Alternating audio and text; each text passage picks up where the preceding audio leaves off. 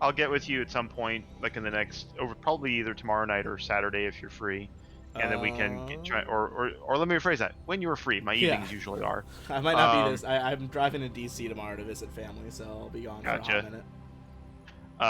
But yeah, we can figure out. I can try and get as much hand jammed as I can. And in the meantime, I can. Yeah, we'll go from there. Okay. All right. Sounds good. Let's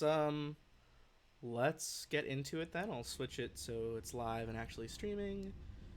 Looks like that is working. Excellent. We love to see the tech work. All right, y'all. So welcome to the first session of Fly Free or Die. So this is the first book of the adventure path. We're no heroes, and the first part of book one is punching the clock. So I've given you guys a few handouts already. I tried to get really organized with my folders for this game, so they're all in the We're No Heroes book one handout. But just to set the mood, we got various members of the Avengia Jameson Corporation, or EdgeCorp as it's commonly known, or for you guys who work for the company, sometimes people just call it the company because it's so massive. Here's a little picture of a few of their employees getting ready to do a long cargo haul. For reference, if you guys run into other company employees, here's a little list of company jargon for everybody. The company, EJ Core, Edge Core, all terms for it. You guys are basically, if you look at the last few things, like execs, proles, salarati, you guys are basically proles. You're the rank and file of this company, shipping cargo wherever they send you, just trying to scrape by, make a couple of credits. And, as it so happens, we'll start as you guys assemble for your next job. So you guys are currently the crew of a very, very simple ship. This ship is the BD514. It's just like a small, light freighter manufactured and owned by this company. They mass produce hundreds of these things every cycle. And you guys are lucky enough to all be crewed on the same one. So we are going to start our journey on the rather lush, verdant world of Castrovel. Now, for those of you who are not familiar, Castrovel is... let's see if I can pop up this little picture for you guys. This is Castrovel. It is in the Pact World system. It's hot, humid, there's storms, very verdant. This is where the elves and the Formians are most famously from. In fact, going back to Pathfinder lore, people didn't know for years that when the elves fled Earthfall back in Pathfinder days, they thought they went to a different plane. Turns out elves are aliens. They just went back to their home planet. Fun facts. Blew my mind when I found that out. But, be that as it may, you guys are on the lush world of Castrovel, picking up a shipment of yarrow berries. Yarrow berries are a tangy fruit that grows only on the banks of certain rivers here in the northern hemisphere. The seasonal, sizable purple berry is pretty commonplace in Kabarat, which is one of the capital cities here, but on other worlds, it's a delicacy. You guys are basically going to be tasked to pick up 50 tons of these berries from a local establishment called Pratt's Produce and transport them to a hive market on Akaton, a nearby world. There, such delicacies can go for up to 10 credits a bowl, so 50 tons, a lot of potential profit to be had here. Alright, we are going to start as you guys touch down in Kabarat, the city on Castrovel. Rain pours down on the small freighter BD514 over dark oceans toward the city of Karabat, which grows rapidly on the horizon. Though known as the Jewel of the Western Sea, little of the city sparkles in this drab weather. Karabat lines the mouth of the Yarrow River, which stretches past the city into the foothills of the Storm Shield Mountains beyond. Navigation beacons and the city's traffic control AI direct you all to a nearby landing pad at Ship's End, the city's bustling starport. Now, first question for you guys. I know, Shaw, you put some good points into this. Shaw, do you think you're piloting the ship right now up front? Probably. I'll say yeah. Shaw, we'll say this is a long haul freighter. You guys probably rotate a lot of duties. Don't feel like you have to be set into every duty session one. That's fine. You guys are probably all used to doing all of them. But as you're flying through this pretty, harsh weather, poor visibility, let's make the first check of the game. Give me a piloting check. See if we can set this ship down nice and easy. All right. Beautiful. Absolutely nail it. You set it down with no problem.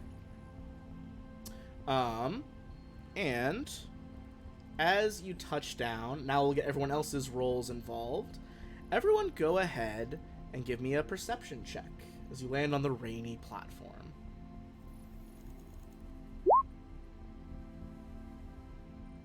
Alright, we got 20, come to 12, 8. Alright, Saxon looking pretty good with that 20 right now. Saxon, you look around the port. You find a nearby informational kiosk. Got like a small touchscreen on it, and you quickly find out that Pratt's Produce, the shop you guys are going to, can be found a few miles from the starport on what's known as Sprick Street. I'll kind of copy that in for you guys. Fortunately, your ship contains a very capable way of transporting goods, as you'll need to bring to pick up all these berries. You guys have a cargo rig with you. A huge land vehicle hovers on like a large grav pad. You guys have a couple of hover carts that you store on the back of it. And this whole setup can carry about 50 tons, which is what you need for this job. Now, it's not very fast, and it'll take you guys, a little bit to get over to this street. But it does not really require a check to pilot at the moment, because you're going nice and slow. Having successfully found the right way, you head off on direction. Any questions before we start heading toward Pratt's? I'd just like to say that Saxon is he's got his his eyes open, and he's looking around, checking out everybody that they pass, just to make sure nobody looks like they're bad guys. Hell yeah. I think on a 20 you kind of look around. No one seems to have it out for you guys or any such plots like that. Honestly, it seems to be kind of business as usual. People are running to and fro to get out of the rain. But you see a fair amount of other ships docking, leaving, loading up cargo. Appears to be business as normal at the starport right now. But you guys head down the road and eventually find yourself at Pratt's Produce, a large family-owned grocery and distribution center specializing in off-world trade. The inside of the grocery exudes a cleanliness that is minimalistic but not sterile. Rows of shelves and friendly aisle displays present a wide variety of well-organized foodstuffs for purchase. Dozens of people, mostly a lot of Lashuntas, it's either two antennae kind of moving as they go through the store, go about their daily errands and selecting food and making, occasionally telepathic, conversation with each other. Small bright screens are scattered around the store, and they show flashy ads to announce the day's best deals, upcoming specials, and the like. To the right of the entrance, you see there are a lot of automated checkout lines, supervised by a middle-aged Lashunta woman. Seems to kind of be tallying up customer purchases, checking receipts, make sure they are buying what they are taking out. Seeing you all step in from the rain, probably looks over at uniforms. You guys, at least probably the minimum shoulder pad showing the EJ logo, which I can pop up for you guys in a second. Stays by the rig. Yep, Saxon, you can guard it. Here is the logo that is on your guys' shoulder pads, or somewhere on your suit. Looks over at you, strides forward. Oh, you lot are with Edgecore right here for the pickup? Gala looks at the, well, 3 of you, I guess, not all 4. Saxon's back by the room. Scorpio will step up and just say, "Yes, ma'am. That's us." Excellent. My name's Nita Pratt. Pleasure to meet you all. But you guys want, you want my dad. He's back in the office. She kind of gestures down one of the aisles. You see like a very like rustic looking back office. There's like a staff only plaque that's kind of fallen off the door a little bit. But you head on in to, you guys know you're meeting Runo Pratt. So this is presumably her father. Opening the door, you see an older, stocky Lashunta wearing blue coveralls sits behind a wooden desk covered in papers. He taps furiously on a data pad while grumbling to himself. His most notable feature is that he's missing his left antenna and a thin scar that begins at his forehead and zigzags back along the scalp. He looks up, tosses the tablet aside, and asks in a polite but somewhat agitated voice, "Sorry, what can I do for you?" Yes, we're with Edge Corp. We're here to pick up for the delivery. Oh, yes, of course. Apologies, I'm a little distracted at the moment. It's good you're here, but you better hurry. There's a lot to move, and those yarrow berries will spoil before too long. You've no idea how much this shipment means to me. Look, I'm retiring after this. 30 years running this place, now it's Nita's turn. This shipment is my retirement plan, so please just be careful while you're loading it. Everyone give me Farewell. As he's telling you guys this, everyone, well, Saxon, you're outside, it's not you, but everyone else, give me a sense motive check. And see if you can read a little bit more into this dude's mood at the moment. Oh, Scorpio coming in hot with a nat 20 there. With no bonus either. You and Shaw, not good at sense motive. Both are just like, oh yes, I know what's wrong. You guys look like, yeah, he is sounding a little agitated. And at first, it's like, okay, well, if this is, a huge shipment, it's part of his retirement payment. Yeah, he's going to be a bit worried. He wants to make sure his money isn't wasted. You guys realize he keeps glancing back at the data pad. He seems frustrated with his data pad, like it's not working, and it's kind of pissing him off. Can I roll a perception to see if I can kind of read upside down what his data without? I'm trying to be not obvious about it, obviously, but can I try and at least catch some side eye about what's on it? Yeah, I'll say just give me a perception check. I think he's probably already distracted, like leading you guys into the warehouse section, so you can do it real easy. Probably not. 12 is fine. He does kind of like double back and pick it up and bring it with you guys. But before he does, you glance at it on the desk. It looks like he has, almost like when you're on an iPad and you enter the wrong passcode too many times, he's locked himself out of his own device. But he snatches it up and tries to kind of hide that from you guys. But think about that, Shaw, you also got the high sense motive there. That's, like, not that big a deal. Like, yeah, it's kind of embarrassing, but, like, he seemed really upset about it on that sense motive check, that, like, he couldn't get into the data pad. Interesting. As you kind of glean that little bit of information there, he'll lead you back towards the warehouse. He'll probably send one of you guys, like, if one of you want to go grab your friend outside, bring the cargo rig around. Good thing you guys got a couple hover carts. That'll be good. We'll get this loaded up as quick as we can. I'll go get Saxon and bring it. Saxon, you follow him, waves you back over, kind of around back the store to this little cargo area. All right.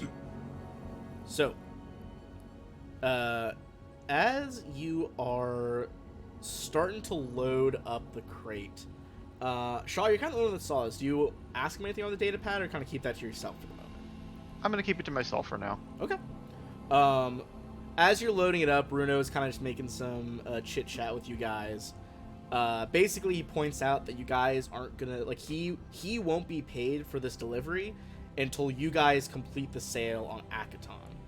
So, he, very standard paperwork, asks you guys to sign to confirm that you guys are taking possession of the yarrow berries and that are loading them onto your cargo rig so that he's not liable for them.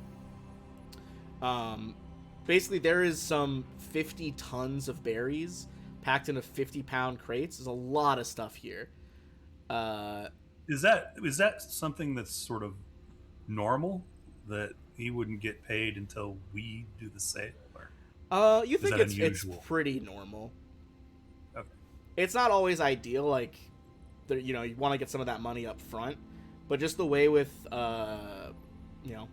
drift transit out here, drift trade, it can be hard to cut that kind of deal, and the receivers don't want to pay for them losing cargo in the drift. I'd also imagine if he's a small-time businessman trying to deal with Edge Corp, the Corp dictates the terms, and I guess I'm willing to bet he probably doesn't have much say in that. I think that is a solid assumption. As you guys are loading it up, so basically you guys know, you were told earlier that these berries do spoil rather quickly. This is a lot of hours of work to load up the cart. If you guys have any ideas on how to cut that down, or have any items or anything like that that could expedite the task, feel free to call them out. If not, we'll kind of just do a group check here for athletics. I would like to say too, that as we go, Saxon is going to be sniffing to try and, as we load these things, to see if there's any that are already spoiled. Okay, I'll say Saxon, give me a perception check, and let's take this opportunity. Give us a brief description of our fine characters here. So I'll pop up Saxon's art so people can see on the stream. Saxon, as you're sniffing around, 20, nice. Tell us a little bit of what's your character looking like as you're loading up this stuff. Yeah, so Saxon is a large fellow.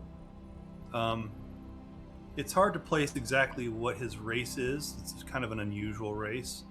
Sure. Not everybody has seen. It's sort of kind of goblin-y, but very large, even larger than a hobgoblin. He's about 6'6". He's not very old. He's sort of young. He's around 24 years old. They do reach maturity at, I think it said 14 or 15 or something like that. So he's an adult, but he is fairly young.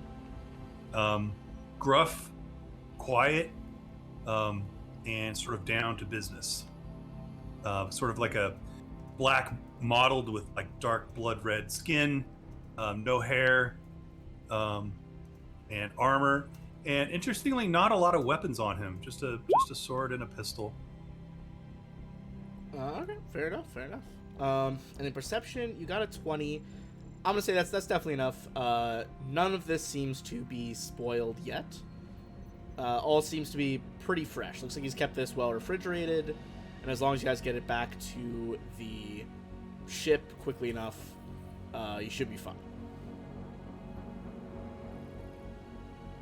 So you wanted some athletics checks? Yeah, so we'll go one at a time and hear what our other characters are looking like here. Scorpio, or Saxon, make your athletics check. We just heard from you, and then we'll do Scorpio next. All right. Starting with a 12. Oof.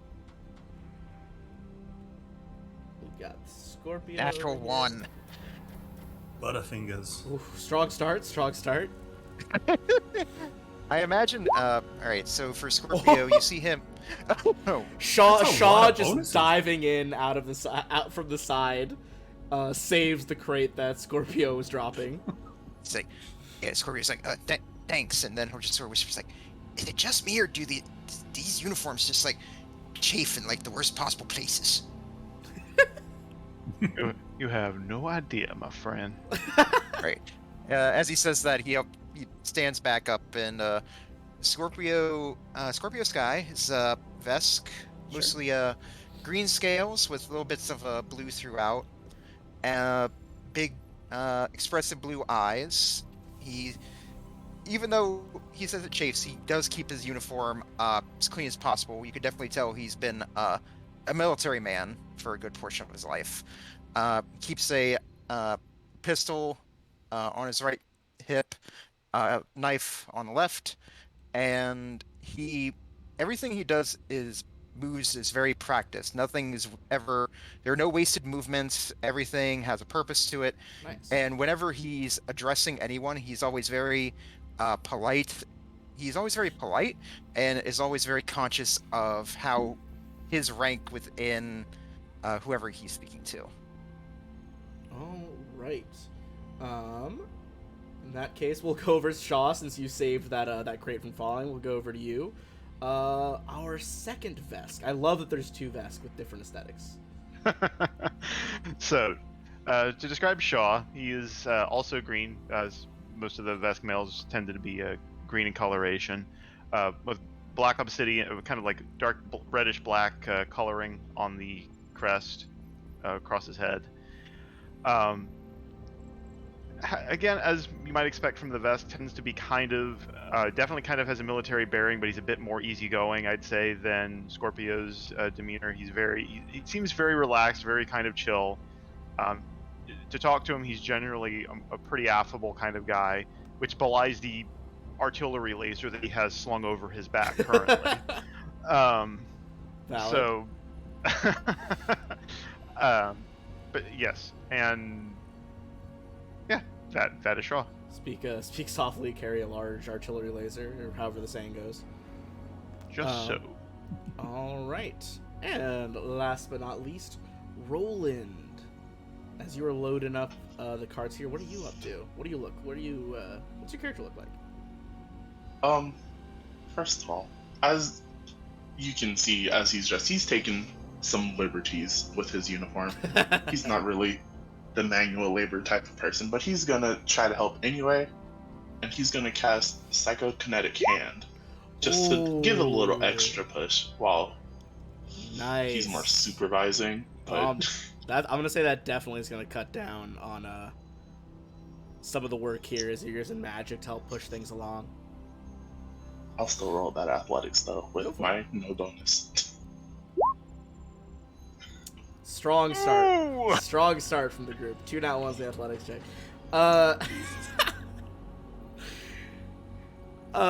Okay. So it takes you guys...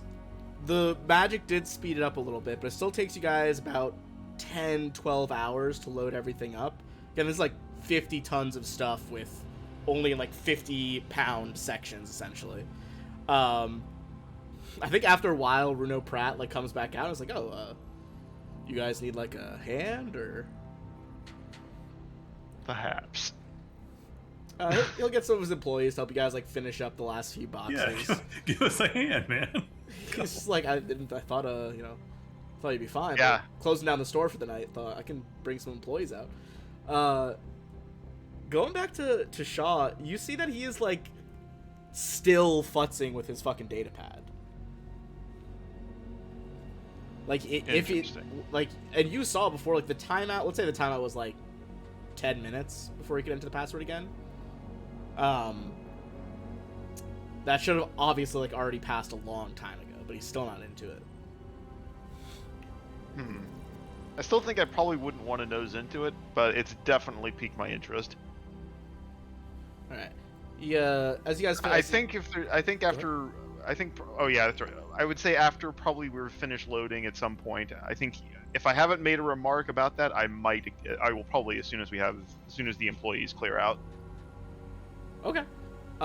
This is the first time Saxon has seen that, right? So I would does he say notice? I think just Shaw saw it at first. If everyone else wants to give me another perception check, see if you spot this like weird behavior. Or I think no, because Saxon, you got the sense mote check earlier as well, I believe. Okay. That sucked anyway. So Good lord, rolling real spicy tonight.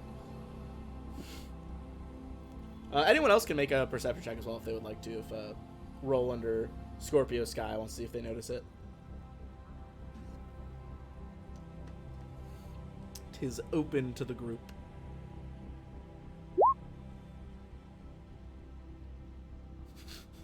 Oh, baby. Outstanding.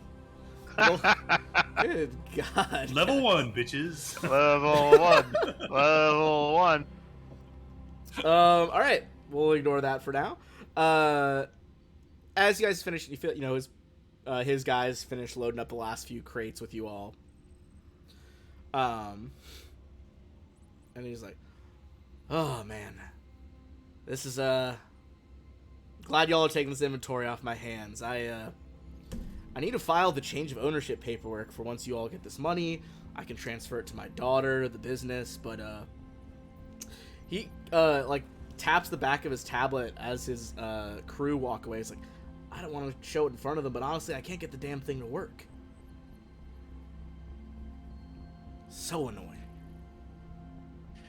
Scorpio will look at it and be like, did you try hitting it a few times? That usually works for me. He's like, yeah, that's the first thing I tried. I gave it a few good whacks, and Did you turn it off and back on again? he's like, you know what? I didn't, and then I went to my daughter, and she said, Dad, that's the first thing you should do is turn it back on and off.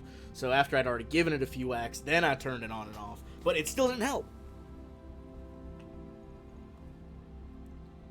I look. I kind of. Computers. You want me to take a look at it? Yeah, feel free. Passes it over to you. So give me a computer Wow, check. he's very trusting. All right, computers check. Yeah. God, What do you want? jeez. You guys got to clear 10 on these rolls. Anybody want to help me out? You I'm not I sure think they I don't- saw something. I'm not quite sure what's going on. Maybe If anyone else wants to try, so you guys see Saxon, it's like, badoop, like nothing, still says that it's locked. I got nothing. Look, man, I've got a -1. If I touch the thing, it would probably explode. Amazing. He's like, well, I guess I'll bring it into the shop later. Roll it. Alright, 4 company What's this thing employees. running? Windows? I don't know anything about Windows. Yeah, everyone's standing around this thing, trying to Thought get it it might to be a work. Mac. Just five dudes of various species, all trying to get this tablet to work to no avail. He's like, all right, well, Oh, why not? I appreciate the try. Oh, There we go. that's actually outstanding. Shaw, from like sheer dumb luck, you happen to enter in not like his code, but just like a developer backdoor into the tablet so you could actually open it. As you're looking through it, you realize that it wasn't really his passcode that was the issue. At least he was entering it correctly. It looks like someone changed the passcode remotely. Excuse me, sir. Has anybody else been messing with this computer lately? He frowns. He's like, "Oh, you got it open." No. Just me and yeah, I think just me. I'll point out to. Seems somebody been messing with your passcode. Oh. Well, thanks for pointing that out. I guess I'll shut it down for now. Bring it to the store tomorrow. Make sure my data's protected. I wouldn't have caught that though. Listen, I appreciate that. Look, I had a couple more of these left over for the lads. Why don't you all take one? He points kind of behind some other gear in the warehouse. Gives you guys an extra crate of yarrow berries. He's like, I know, I used to go out there in the vast. Ship rations get pretty stale on a long drift ride. Why don't you all just take this crate, courtesy of Pat's Produce? Much appreciated. Meat? Is it meat? I'm just kidding. Yeah. Ah, yes, yarrow berries, the best slice. Cannibals, they Those Not much yarrow for beasts vegetables. really running rampant. All right. He's like, oh, and couple more details. Look, once you get there to Akaton in the port, look for Siski. Siski will give you a fair price for the shipment. She runs Ka Imports in Hive Market. So that is Siski. She runs Ka Imports in Hive Market. Where you guys are going. You tell her I sent you. We go way back. You get a good price. Oh, and I'll make a note of that. yeah, I heard there was you guys did right by me with all this. Just want to give you a warning. I heard there was some rough folk out by Ship's End, the starport where y'all docked. Just keep an eye out when you're going back there, okay? Yes, sir. Thank you. You're welcome. And hey, remember, it's my retirement you're carrying. Go careful, all right? You can rely on us, sir. Are there multiple ways to the port? Like, sort of there's I imagine there's like the main sort of road or whatever that we took. Yeah. Is there sort of maybe a back way that we might take that would avoid some of those seedier elements? I think you could go looking for such a path. Go ahead and give me either a culture check, just know about like this local city, or just a survival check. Try to like, even though you don't know it that well, try to find the best path for yourself. Ouch. You're like, I don't know, our cart might get stuck. Main road's probably the best bet. And just so you guys know, I'm gonna pop open another world for you guys. This is Akaton, where you guys are headed. Real close to Absalom Station, by the way. Before we start heading out, then I will do a nanite array. Ooh, fancy. And I will produce a azimuth laser rifle. Manifest it just kind of rifle. appears. Yeah. Seems to Just builds construct itself itself out in your nanites. hands. Fucking, that's cool as hell. Alright, I want to bring us to a new map. Get the rain going on the map.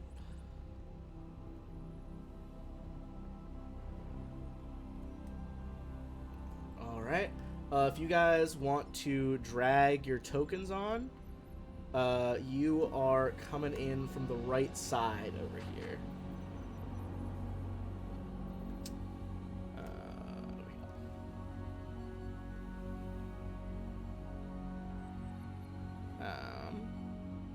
And sorry, I'm gonna drag you guys over a little bit. This whole big grav thing over here, I should clarify. You're coming in from that side and moving. This is the grav cart you guys are driving. Okay. Tons of crates of the tasty yarrow berries. You guys are you're closing in on your ship and your berth right now. As you get close, give me 1 sec. I'm gonna change up our music a little bit because it's getting. Here's the one I was looking for.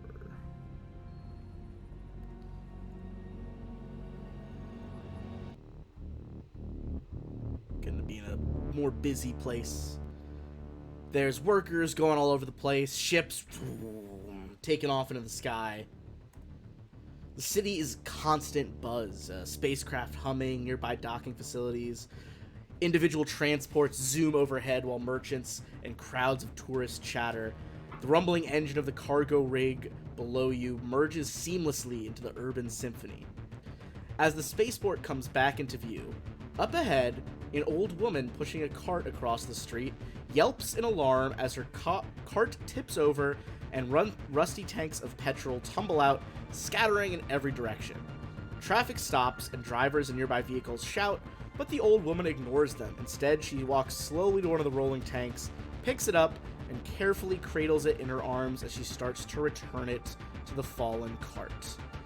Everyone give me a perception check as you see this old lady from a distance. Yeah, net 20. Ooh, nice.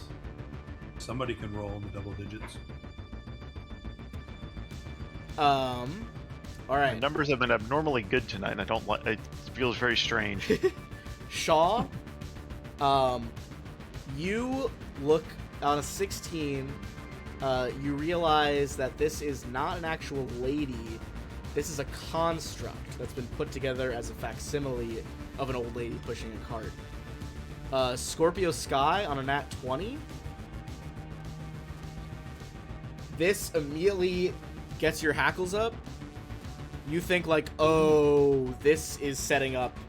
Someone is using this as a distraction. We need to get ready. They're gonna jump us. Yeah, Scorpio's eyes go wide. It's like, all right, guys, I don't know what's going on, but we got someone set up a diversion here, and he just quickly puts his hand at his right side, to, ready to draw his pistol.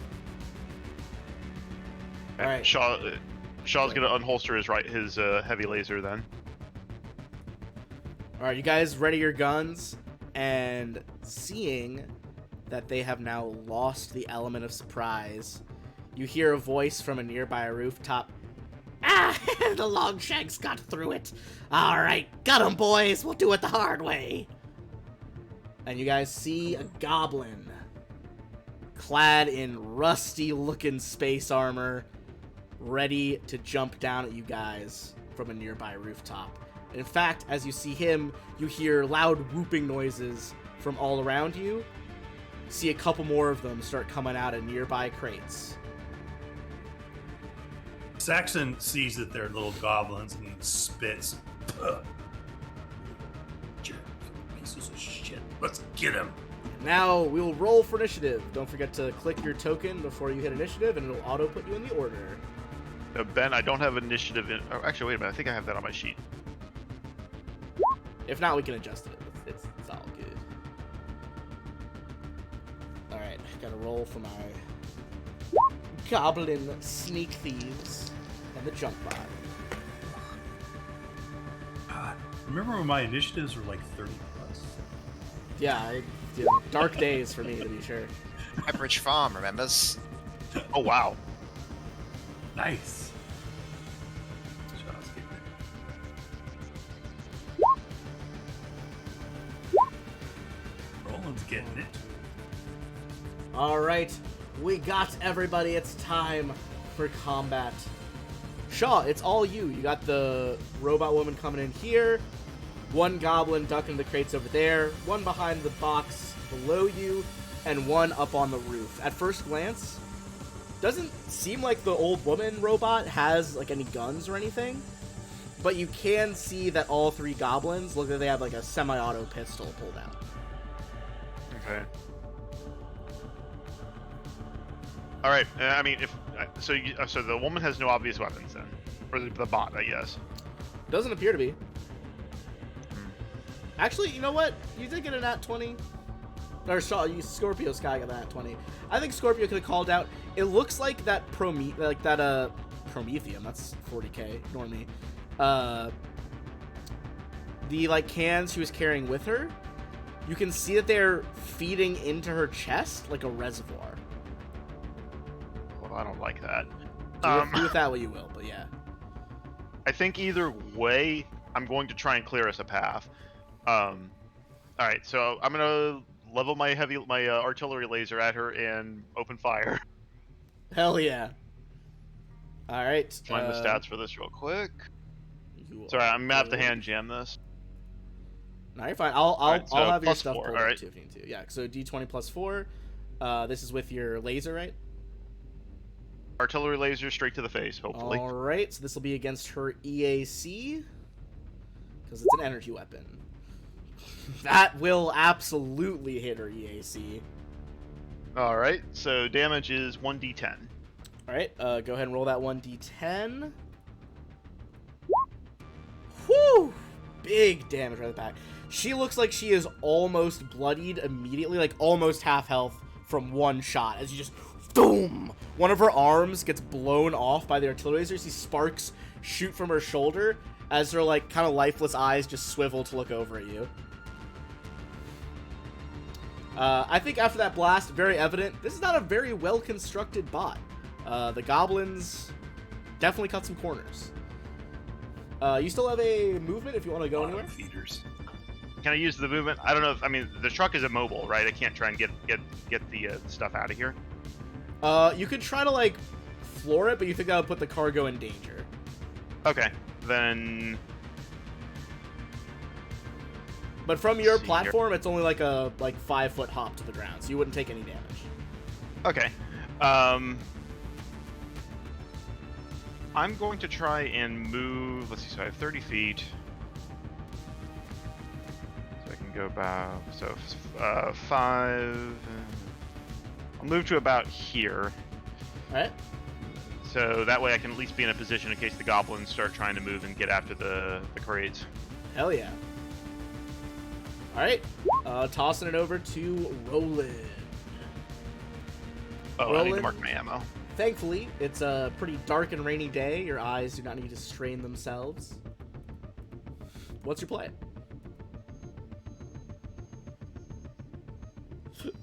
Oh, excuse me. He's gonna go against his better judgment and hop out and start running towards the goblin above us. Yo, go for it. He's gonna, like, as he's reaching out, he tries to touch the goblin, like, oh, don't shoot me, and he's gonna cast Fatigue. Come on, Longshanks, come on, come get it. All right, it's gonna be a fort save. What do my lovely goblin sneak thieves have? Not great. Oh, you guys are just smashing these dudes. That is a fail. All right. Also, the 14 did hit. I didn't say that, but yes, it absolutely hit. All right, so let's see. He is now fatigued. You see, as you lunge forward, touch a little burst of magical light kind of pulses through his chest, and he goes, "Oh, I don't. What did Longshanks do? So tired and in the rain." Anything else? No, but as he says the rain, like, oh yeah, the rain makes you sleepy too, you should just take a nap. Oh, maybe that's a good idea. And he's still like cringing, like, oh, don't hit me. Alright. Next up is the lady. You hear the one on the roof whistle, and he's like, "Come on! Show them what the tanks are for!"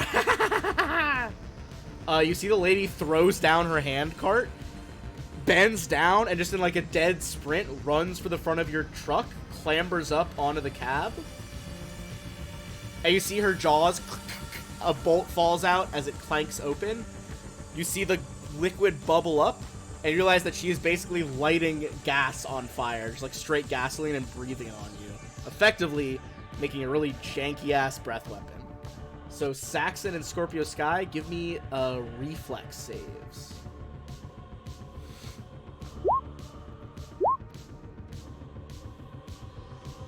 $10 is a pass, 8 is a fail. So for the breath weapon, luckily it did not go far enough to hurt any of your guys' products. Saxon, you'll take half. Scorpio Sky will take full. All right. Scorpio Sky, you are gonna take 12 damage. Remember, it goes away from your stamina before your health. And then Saxon, you're gonna take 6 because you got it. Okay. That is her full turn. The goblin boss at the bottom is just like, "You idiot! You're not sleepy. Get going, get going." And he's like, "What? Oh, sorry, boss." This one's gonna clamber down from the roof, so that's gonna cost him 10 extra feet of movement there. So it's 15 there. Other one is gonna break cover. All right. The two up front, there's like, "Gun down the lizard." And they both pull out crack, crack, semi-auto pistols. They are both going to make a shot at Shaw. This will be against your KAC, kinetic armor class. All right. All right, that is going to be a 12 and a 14. Against my kinetic armor class? Yes. That is a miss. My KAC is 17. Ooh. Damn. The bullets kind of just like spark off of your armor, And the one in the back, the leader, kind of looks confused, looks at his gun. He's like, I don't think it's working. The one at the top, though, Roland, as you said, don't hit me, don't hit me. He's like, I'm sleepy, but boss says I got to hit you. He's going to raise his dog slicers, that stupid big knife he's carrying. That is going to be 18 against KAC. Pretty sure that'll hit Roland. Yeah. That being said, it does 1 slashing damage. You kind of like stiff arm, just push his head away because he's like a full foot shorter than you, 2 feet. You see a little nick from the knife. All right. That is all of the goblins. Toss it over to Scorpio.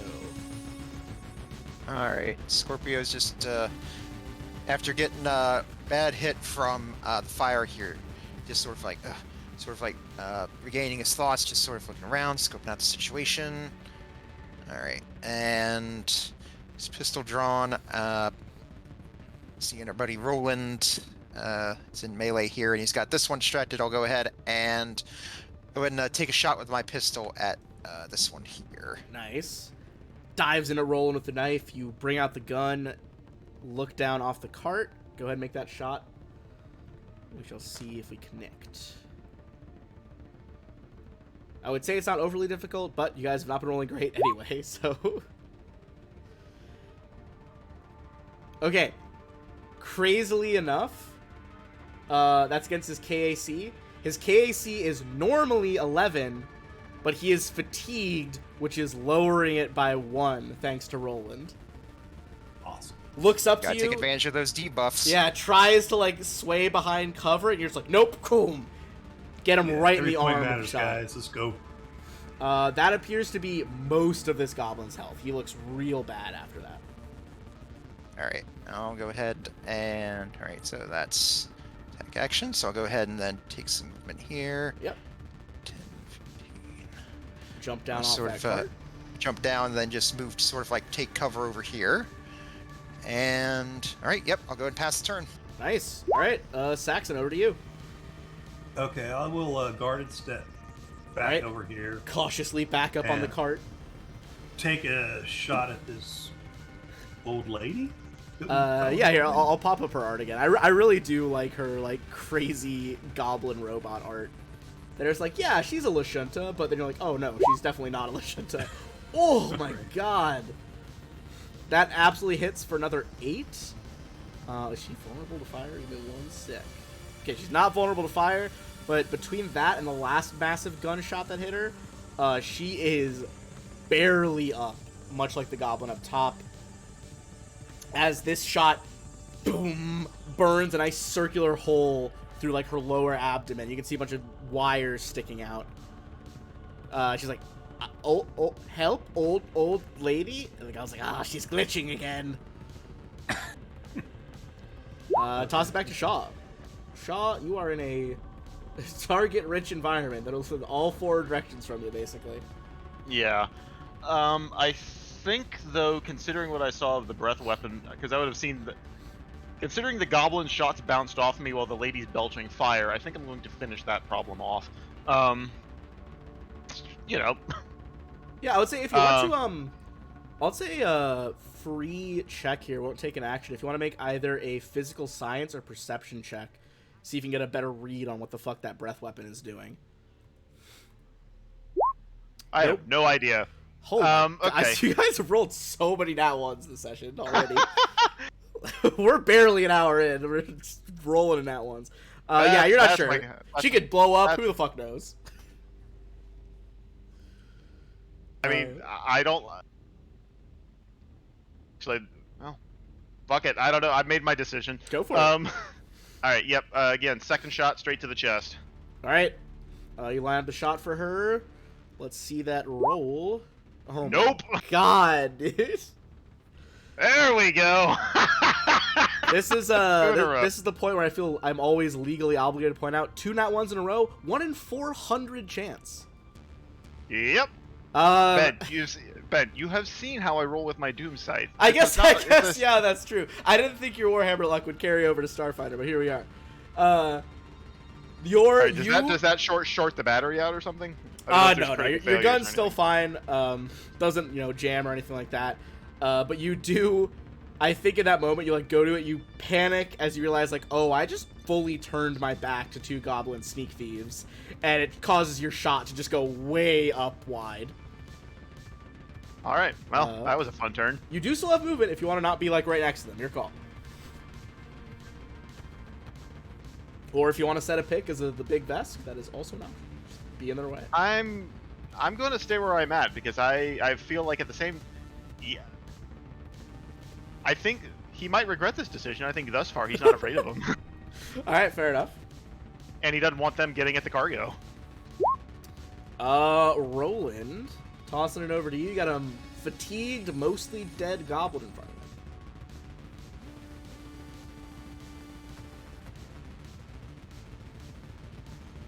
you. What will Sorry, you do? I'm reading something real quick.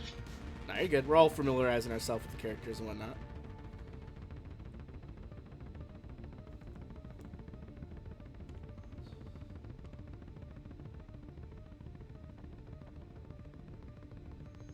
Okay, how big is a 10-foot radius?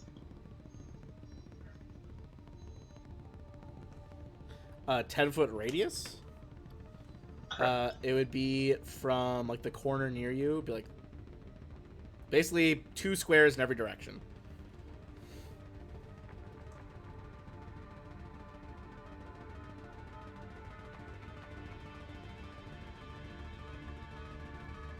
What are you planning with this radius? Okay, I'm gonna try to finagle this. Okay. So I'm gonna use my ability, Infinite Worlds. It's a lot to read, so you don't have to read all that. But essentially, I can spend a spell slot to affect the plane we're on. And it tends to happen in a 10-foot burst. So I was gonna try and finagle it here to try and hit both goblins. Yeah, I'd say you could totally do that. To my knowledge, the Witch Warpers are kind of pulling from multiple dimensions. Yes. Your eyes kind of go unfocused, you see multiple instances of this moment, and you try to pull one of those moments into your reality. So And I'm using environment. the first level instantaneous action. So I need a fortitude save Right from the flash 2 of goblins. light. All right, 2 DC fortitude saves. 13. You guys 14. see a bright flash of blue energy. Probably know enough traveling with Roland, so I'm oh, this is Roland's weird magic shit kicking in. They both rolled 2s. Brought myself some of that bad luck. Oh yeah, that's definitely a failure for both of them. So they're both dazzled. Yes, for a round. You see the pair of them staggering back and forth, rubbing their eyes. Ah, what was that? It was dark and cloudy, and now it's bright. Any movement? Yeah, he's gonna guarded step away from this goblin. Fair enough. Alright, that's gonna be the robot lady. Alright, she is not ready to use her breath weapon again yet, but she's gonna move towards Saxon, and just with the one remaining metallic arm that she has, just go for a full haymaker on you. Swings forward her fist. That is a 15 against KAC, Saxon. That hits. All right, that's gonna be 7 bludgeoning damage as the fist just whoom, gets you right in the chest. You hear one of the goblins she's working, I knew it. All right, these 2 are moving in to flank Shaw. They are getting -1 to attack from Dazzled, but +2 from flanking. Thank you for those watching. And that'll even out to an okay bonus. They're both going to the Dog Slicers. Shaw is against your KAC. All right. Okay, math in my head. So 17 and 18. So 17 equals it. Does that hit? It does hit then, yeah. Then both hit. They both stab the dog slicers in. As they go for you, you realize that they kind of a very primitive version of sneak attack with these goblin sneak thieves. They're not really well versed enough in biology, you know, like, oh, that's a weak point in the body. They're just like, that one time where I stabbed a Longshank in the knee worked really well. We'll do that again. All right, the one on the left, well, I may have talked them up too much. The one on the left does 2 damage to you. All right. But the one on the right does 7. Total of 9. Okay. And that'll subtract from your stamina before it gets to your health. All right. So my stamina is gone, but my health is still at full. Nice. All right. Those are the 2 doing that. I think this one's just gonna keep chasing you, Roland. And it is unfortunately no longer fatigued. Is not fatigued. Well, fatigued. A lack of fatigue is not gonna save it from rolling in that one. As it's like, I got the Longshanks, I get this one, and it just full like slips in the rain and just like bonks its head on the side of the cargo container. Oh shit. Scorpio Sky. All right. I will go ahead and let's see here. I will go ahead and move over this way. Doop. All right. Still want to keep backing up our squishy buddy Roland. I will go ahead and attempt to shoot at this one with my pistol. That is very fair. All right, you take a breath, sight down the pistol.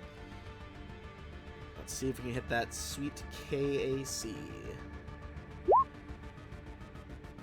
Another shot rings out for max damage as it's lunging for you, Roland. Just boom, crack. Right to the back of the head. This goblin drops like a sack of bricks. He's basically doing like the John Wick move, just moving from cover, pop, and then right back in. Oh yeah, this because Scorpion's got big John Wick energy right now. Yep, and yep, that's good for me. I'll pass the turn. All right, Saxon, you have a very heavily damaged mechanical old lady in front of you. All right, I will. I think I'll pull out my. I'm not going to move, so I'm going to pull out my tactical Dashko. Ooh. And I'm just going to take a whack. I guess this could be a full attack. Nah, I don't want to do a full attack. Doshkos are sick. Oh, Jesus. It's like a massive axe. Ooh.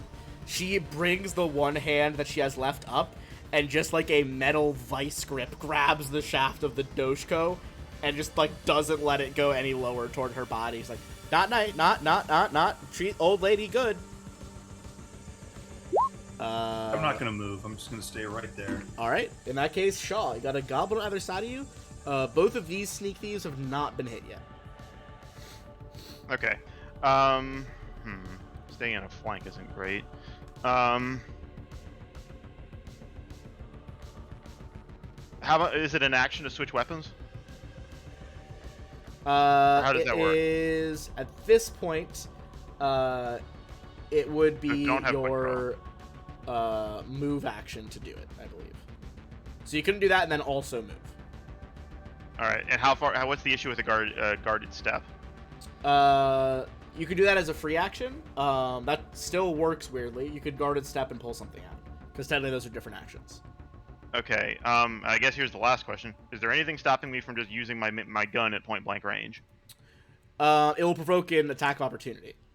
Okay, that's what I thought. From both of them, which would not be ideal. No. So I am going to guarded step here. Is that okay?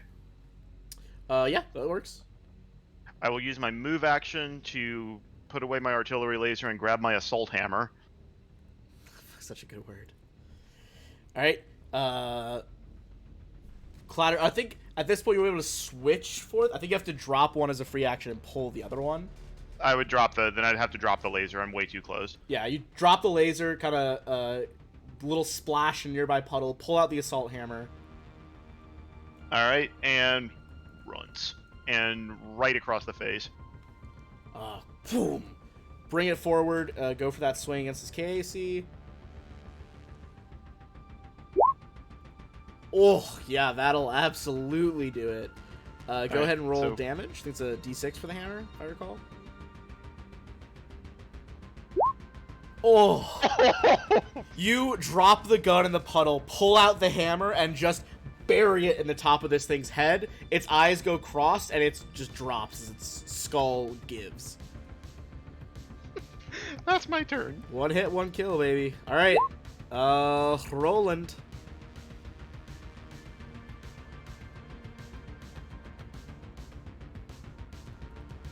Oh, Brutal he kill. just kind of looks at the goblin that just dropped right in front of him, like, that's I don't like that. And then he just like steps over it and moves behind Saxon, and he's like, "Let me see your weapon real quick, just real quick." And then he's gonna cast Shifting Surge on his weapon. Ooh. Touch willing creature, effective with energy attacks. Deals 2d6 additional damage from the weapon. Yes. Ooh, energy crackles across. Would it have to be the gun, or would it have to be the... Or I guess it could be the Doshko, I believe. Yeah, I'd just say whatever weapon he's currently using, just hand it to him, Alright, because I some of don't have that- to change the Yeah. damage type. Some of that strange blue energy that Roland caused the burst of light flows over your Doshko, Saxon.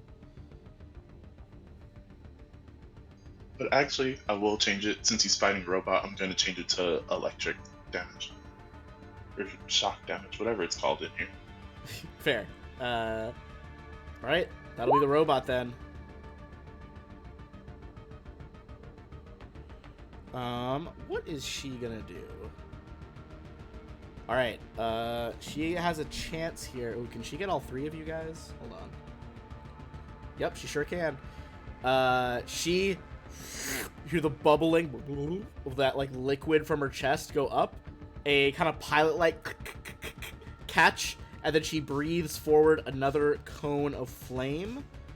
It's going to be a 15-foot cone, so one square, then the two sets of three behind it. Saxon, Roland, and Shaw are all going to make a reflex save.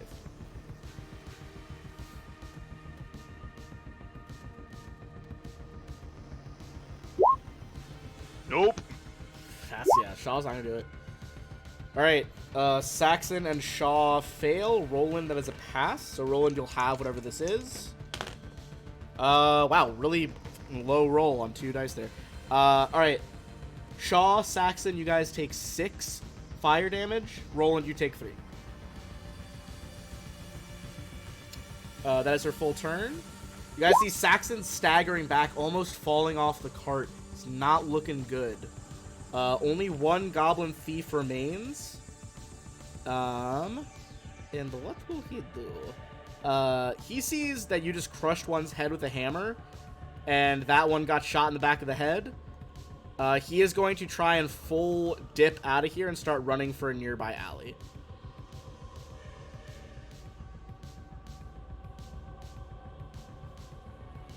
You guys still have eyes on him, but he just takes 2 actions to just sprint over there. Scorpio.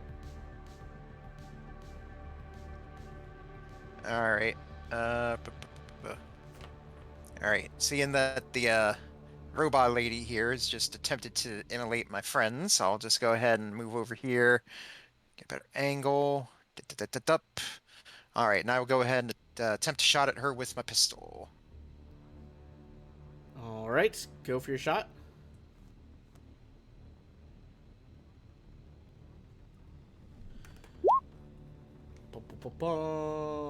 That'll do it, but she is still just barely alive with the 1 damage. Tragically, that does bring her from 2 to 1. You see, she, like, another bullet hole just drills out, bursts through one of those tubes with the liquid. She's just fucking staggering in place, barely standing up on her hydraulics. Alright. And... Alright, so remind me go real for it. quick. How does movement work? Do I have to do all of my move... Is that all my movement at once? Just remind me real quick. Oh, like, can you... Yes. like move and then shoot and then move. You gotta do all your movement at once. All right, that's cool. So Unless I'll just, there's a feat. That you There can is get a feat that has- changes it, but I All right, I could assume probably that work on probably getting wasn't that. your first one, yeah. Yeah, that's okay. I can work on that later. All right, so yep, that's all for me. All right, Saxon. Yeah, another Dashko attack. See if we can do it. Go for it. That'll do it. Oh my god. And then also 2d6 on top of that, right? Was that the thing from Roland? Yes, an additional 2d6. So much. Yeah, you'll roll an extra 2d6, see how high you got. Whew. You she tries to raise her arm once again to catch it. You just bring the Doshko down through the head, through the chest, and she just falls into 2 loud, clanking metal pieces. Alright. It is Shaw's turn. Shaw, kind of your call here. That dude, the little dude, is still in your sights. You can pick up your gun and shoot him. So I don't particularly want him going and getting friends. So yeah, I'm gonna drop my hammer, move yeah. action, pick up the laser, and then take a shot at him. Click the charging switch. Powers up. You see Longshanks are scary. Longshanks are... And boom! That does hit his EAC. 11. All right. Go ahead and roll damage. He just gets punched in the back by this laser. Kind of slams into this metal outcropping, bounces off, and he is donezo. Alright, we are out of combat. I'm going to give you guys some XP, and then also forgot to give you XP for fixing that, figuring out what was wrong with that dude's data pad earlier. So, alright, first things first, it was 100 XP for helping Runo Pratt. And then, let me do some math to add up these goblins.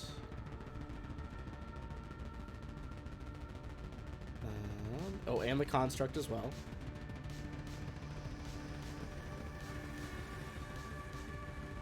Everyone is going to get another 200 XP on top of that. So everyone should be at 300 total. And I am blanking when the first level up is. Either 1,000 or 2,000. When you have hit points this low, it never feels like it's soon enough. It is. Wow, I 1,300. was wrong on both counts. It's 1,300. It's like so deeply ingrained in me from Pathfinder 1 that it's 2,000. I can never shake that feeling. Yeah. Scorpio will walk over. He'll pick up your dropped weapon and say, "Hey, I think this is yours." Hey, much obliged. Alright. You guys see some nearby citizens kind of like respectful fucking round of applause here as you dealt with these thieves that have probably been plaguing this area for a while. We're able to do it before they got away with any yarrow berries, so that is very good for you guys. However, as you are checking on each other, I'll say if you guys want to spend a resolve point during this time, you guys can basically spend a resolve point and spend 10 minutes to regain all of your stamina. It won't regain your health, but it will restore all stamina. For those of you who are newer to the game. Yes, Yeah, please. I'm cool with that. You guys kind of like, take 10 minutes, rest, do an inventory. About a minute and a half later, basically police hover car arrives. It's like flashing a red amber light. As it lowers to the It's ground. always late, man. One of them steps out. You see it is just this like grizzled older human guy. Sort of has like graying hair at the temples. You four there. You were involved in this altercation with the goblins? If by involved you mean they attacked us and tried to steal our cargo, then yes.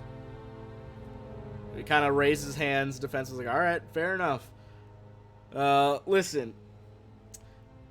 I was hoping, I knew there was some goblins in the area. This was going to be a whole big thing. Needed to get them caught. You already took care of them, but here's the thing. I do need you all to come in and make a statement down at the station. I think you guys would know pretty immediately, like, that could take, like, half a day or more. And you're on the clock with these berries. So, yeah, go. What's up? Real quick, It's too long. I was gonna say as he was coming up, I was gonna cast Charming Veneer on myself. Ooh, what's that do? Go for it.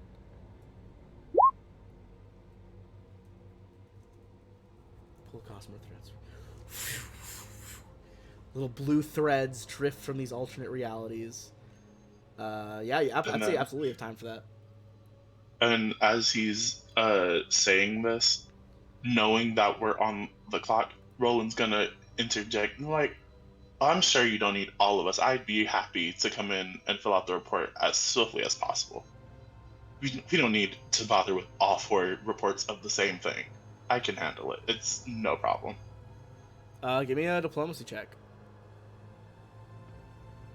What a race are these guys? The one guy was human. The other one that stepped out was a Sheeran. Okay, so Saxon kind of turns away so they can't see him right away, and casts Disguise Self to make him look more human. All right. You turn back. I'd say, yeah, definitely got a more human. Just to make him more friendly, so they don't see the mean-looking hobgoblin. That's fair. Seems to probably a bit more relaxed with it not looking like a hobgoblin as much. On a 17 Roland, he's like, look, this will take a really long time. Why don't you just give me a quick statement? I'll write it down on my data pad. You guys can get out of here in like 15 minutes. All right. To be honest, I'm Great. too overworked As long for as this my anyway. friends can just go on ahead, right? And it was 18, but Oh, yes, because you have the +1. yeah. Yes. But yeah, I'll just catch up with them later. I'll just be real quick. They can go ahead. All right, yeah, send them on ahead. All right. So, you guys can go on ahead.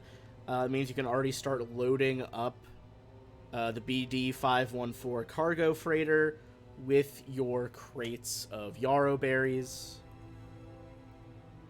Go ahead and give me athletic checks. Everyone except Roland.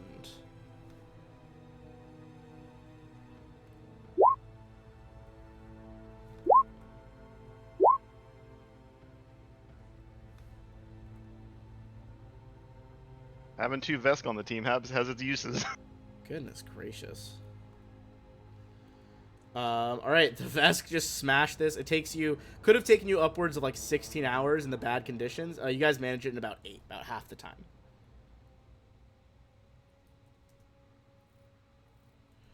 In case you guys are curious, I'm gonna just drop the stats of a BD-514 ship for you guys to see. This is like the incredibly boxy, all function, no fun ship you guys are on at the moment. Of course, you guys can modify it as, it is the ship for your crew, so modify it however. But that's what it looks like, at least. Alright, with that in mind, so it's hardly been like been about 1 day so far. Should still have about 5 days for the berries to be good. Roland, you kind of come in a little bit later, having given a quick interview, help them finish up. And you guys can set off for Akaton. All right.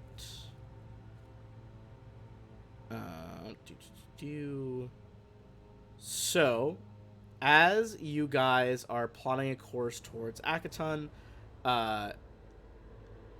this is going to be a piloting check. Whoever's the highest bonus can roll that from the cockpit seat. Everyone else can roll it as well if you want to assist.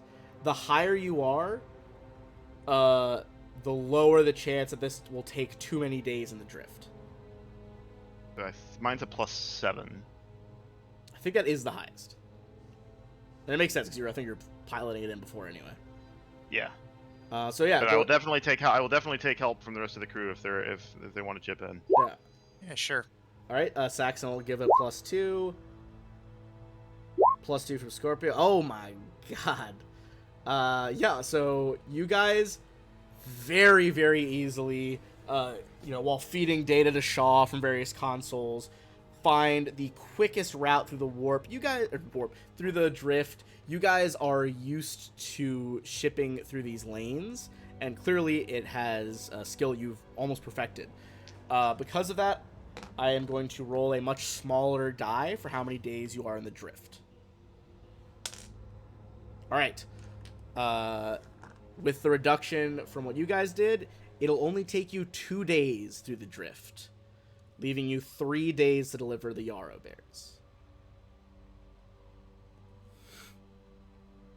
So that's a couple long rests, y'all. It's a couple. Yeah. Two full long rests. There is also we didn't really use it a lot for the past games, but it'll be big for this, fly free or die game. You can also attempt downtime activities. All right. Most of those take a day at a time. It can be stuff like analyze a sample, do star chart stuff, crack technology they might have picked up, things like that. You don't have to do any of those this first time. There's a lot of options. But I know one thing that Shaw would do is that I would use my grenade expert to basically create a grenade from whatever spare parts I can use. oh hell yeah, I'd say you could definitely get some spare parts from around the ship. Create your, I guess, tier 1 grenade if you're level 1. Yep. Or even honestly, if ideally I'm not having to disassemble parts of the ship, or even if it's something I found like looted from the goblins. Or I something. think it's just, yeah. But, Also yeah. Do you guys want to? You could have grabbed some shit off the goblins. I'd say if you were quick enough before the cops got there. Yeah, probably. yeah. Absolutely. And I'd heck, we can say, take the robot lady was already sitting on our thing. Honestly, I'd say with 4 of you doing, there's only 3 targets. I think no check needed. You guys get it done pretty fast. So the goblins, a lot of their gear is real shit, like stuff they've cobbled together in back alleys. However, notably, there are 3 usable tactical semi-auto pistols. Take me one of those. Their dog slicer knives are not worth taking. Like, no one's gonna pay you for them. They're real shit. They also did each have a cred stick with 50 credits on it. So that's 150 credits. Nice. Nice. The Junkbot decoy, I'll tell you, didn't really have anything worth taking. Okay. Like, that whole breath thing she was doing anyway, you guys could get... You think you could do something way better if you wanted to do fire stuff than what she was doing. Yeah. We'll just say that I would take with parts I could use to make a grenade, and we'll leave the rest. Yeah, you probably scrap the robot, grab a few different pieces, pull some wiring out of their really shitty flight suits that the goblins had. Mm-hmm. All that good stuff. And I will also, if you're okay with it, Ben, since I don't have a sidearm, I'm going to take one of those tactical pistols if the group's okay with me hanging on to one of them. Yeah, I've already got one, so you can go ahead and have it. Go ahead and put that thing in a holster. All right. Honestly, cleaning goblin crap and making sure it works right might be my downtime activity. It's good downtime activity. Clean all the goblin gunk. All right. I think yeah, go ahead. Saxon will take one of those tactical semi-auto pistols as well, just so he has a KAC item. Yeah, I got someone to go through KAC if they have high energy shields. Makes sense. Alright, here's the Akaton planet again. Once more, this is like kind of just a dying world. The system's atmosphere is falling apart. Really just messed up. Nowadays, there's not really even centralized government. It's full of deserts, dry seabeds. Really just a world that's been almost picked clean. But this is where you're gonna deliver stuff, and it kind of makes sense why these berries are running such a fucking premium here. They are desperate for anything from OutSystem. So you guys, after three berry days, for those keeping track, you guys are headed to Akaton. You, in a burst of blue and purple spiraling energy, emerge back into real space, a little bit out of Akaton's orbit. From up here, pretty uninspiring, red ball of rock, a lot of desert, nothing cool from up in space. But you guys find yourself being drawn toward the planet, and you guys, almost immediately, probably about 2 minutes after entering the system, your ship's comms are getting pinged. It looks like someone's trying to send a transmission to you once you're ready to receive it. Interesting.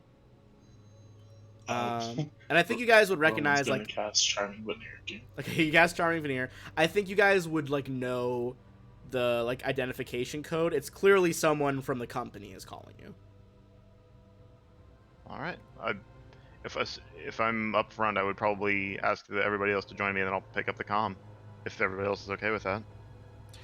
Yeah, Scorpio will join up, and you see him like smooth out his uniform, and he's very much standing at attention. Hell yeah. You stand attention, look proper, and as Saxon mans the guns, can't let the boss see you slacking, Saxon. The Holoviewer burbles into life, and you guys see this figure picked out in... Hell yes. Love it. When you guys were talking So about cute. the otter race, I was like, oh god, I'm so excited, because I knew there was one coming. Love it so much. You guys would recognize this is Tarika. French. Tarika is your guys' like dispatcher, sending you guys on various missions. She's like, ahem, crew of BD 514. I see you've made orbit around Akaton. Yes, ma'am. Very well, very good. You guys see a Berniri, basically otter folk, with sleek brown fur is on the screen, wearing this olive green flight suit, the EJ core logo on her shoulder, fidgeting with a pretty worn out looking wrench. You guys know this is Tarika. She's your company dispatcher, and compared to a lot of the higher ups and annoying people at this company, people who treat you guys badly and make so much more, you guys are pretty okay with Tarika. Almost to the point she's probably some of your guys' friends. You see, though, pretty immediately she looks pretty anxious. Howdy, team. I'm just checking in on y'all. Looks like you're receiving me clearly. You all just arrived at Akaton. Your drop-off site is in Hive Market. Now, you can't miss that place. Just look for the biggest damn mountain on the whole planet. That'll be Ka. They call it the Pillar of the Sky. And Hive Market, well, it's down at the bottom. There's a business there called Ka Imports, and Siski, the manager, that's your contact. You can collect payment from her and maybe get a nice little bonus for rapid delivery. I see she checks the charges. Looks like you all made pretty good time through the drift. Oh, be careful on that dust bowl of a world, though. There's not really any law on Akaton, and desert's not a good place for exploring. Look, I'm looking for your next job right now, and I'll send a transmission through when I have something. If you haven't heard from me by the time you're done on Akaton, just come on back to Absalom Station. We'll set something up for you. Sound good? Yes, ma'am. Sounds wonderful. Yes, ma'am. She kind of Completely smiles at agree. the final yes ma'am. She's like, I appreciate all the yes ma'ams, y'all. You can just call me Tarika. It's okay. All right, you all stay safe out there. And hologram cuts off. The quiet of the bridge comes back in, and you guys are starting to be hailed and sent signals from the flight systems of the planet. It might be governmentless, but people still need to man the flight lanes to stop shipments crashing into each other. So there is still a way to land safely. All right. I'm gonna say anyone who wants to can make a culture check to recall anything about Akaton or Hive Market specifically. So Saxon is from Akaton, so I don't know Yes. if that makes any difference. If you are from it, you can take 20 on it. Okay, I'll take 20 because the force. Yeah. So taking a 20, you get a 21, which you do get to do because you are from Akaton. Saxon, that's gonna get you a lot. If anyone else wants to roll, there's like, I don't think if anyone can beat a 21, there's one more tier of information you might be able to get. But Saxon, you're gonna get most of it here. I don't even know what to roll for that. It's definitely not on my skills list. Yeah, I don't know if culture is gonna be your cup of tea. Probably not. I'm not even gonna try. Saxon, you're like trying to fill everyone in. I'm like, oh, yeah, before I worked for Edge Core, here's all the shit about Akaton. Akaton, desert world, thin atmosphere, low gravity. Its economy was based on Thasteron, which was a fuel used in sublight space travel. And then the drift was discovered by Triune and his priests, which plummeted Akaton's economy. No one needs their fuel anymore. You would know that it is home to red-skinned humans known as Hilki. There's a lot of Yosokis, a lot of four-armed Shabads, lizard-like God damn it, I always say their name wrong. Ikshatis, I think. And many other minor species. Next tier of information, you would know about Hive Market specifically, located at the base of the Pillar of the Sky, Mount Ka. You guys know that it extends through subterranean lava tubes into the mountain itself. When dust storms or raiders attack the city, the market's merchants often just take cover in the tunnels. Finally, since you cleared a 20, you would fill in the rest of the crew on Kulons. I'll put that spelling into the chat. Kulons are these weird spectral beings who patrol Hive Market. At first glance, outsiders might take them to be ghosts, but having grown up there and studied them enough, Saxon, you know that these are some sort of weird, rare kind of fae. They don't really interfere with any legitimate business dealings, but they will protect the market, and they almost act as like de facto law enforcement. They do not like seeing deals be broken, and will get involved if they think something is going to threaten Hive Market as a whole. Caps. Yeah, ghost fairy cops. The best kind. Yeah, you guys get waved towards Mount Ka. There's a lot of like high-speed elevators that bring you down from the higher up spaceports down to the bottom.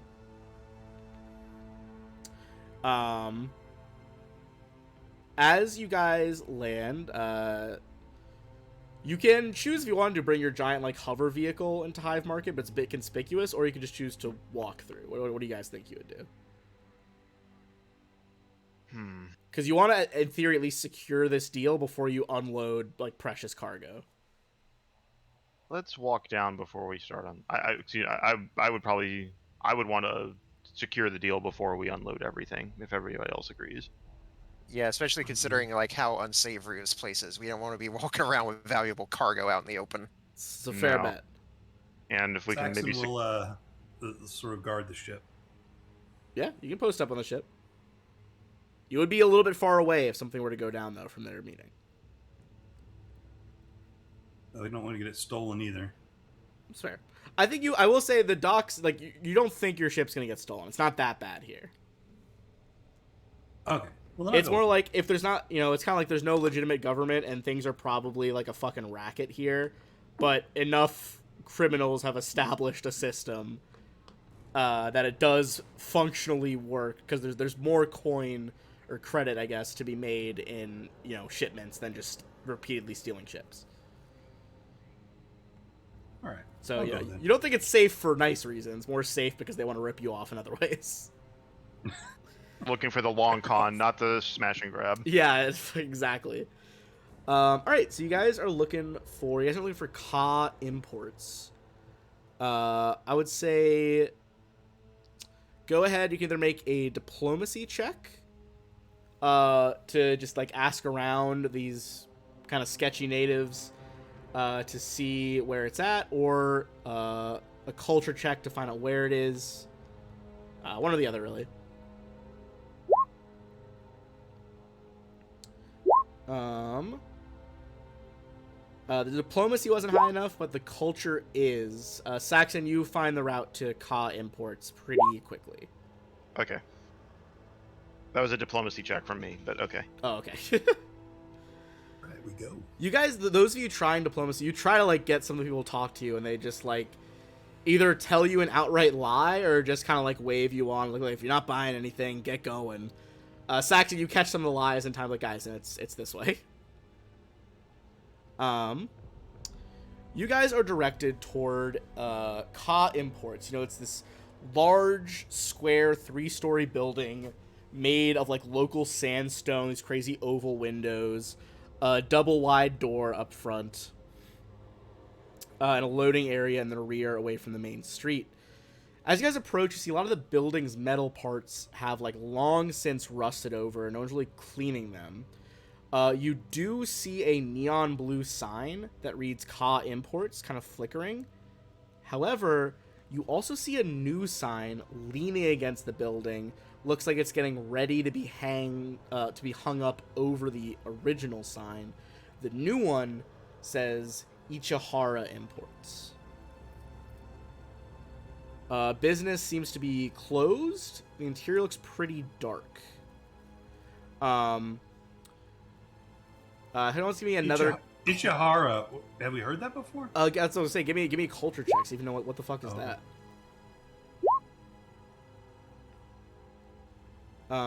That's enough to get the minimum of information. Roland coming in hot. He knows all about this company. All three of you at first, you do know the most basic thing is that Ichihara Holdings is a well-known corporation within the Pact Worlds.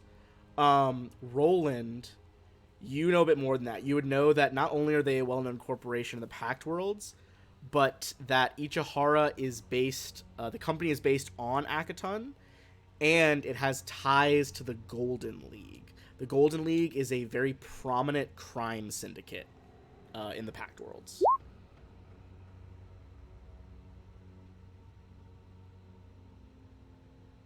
What do you guys do? You see the building in front of you. In theory, someone should be in there for you guys. What's the move?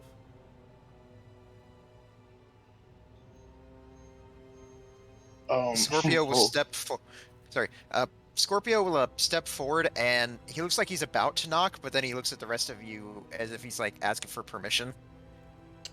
What were you gonna say, Roland?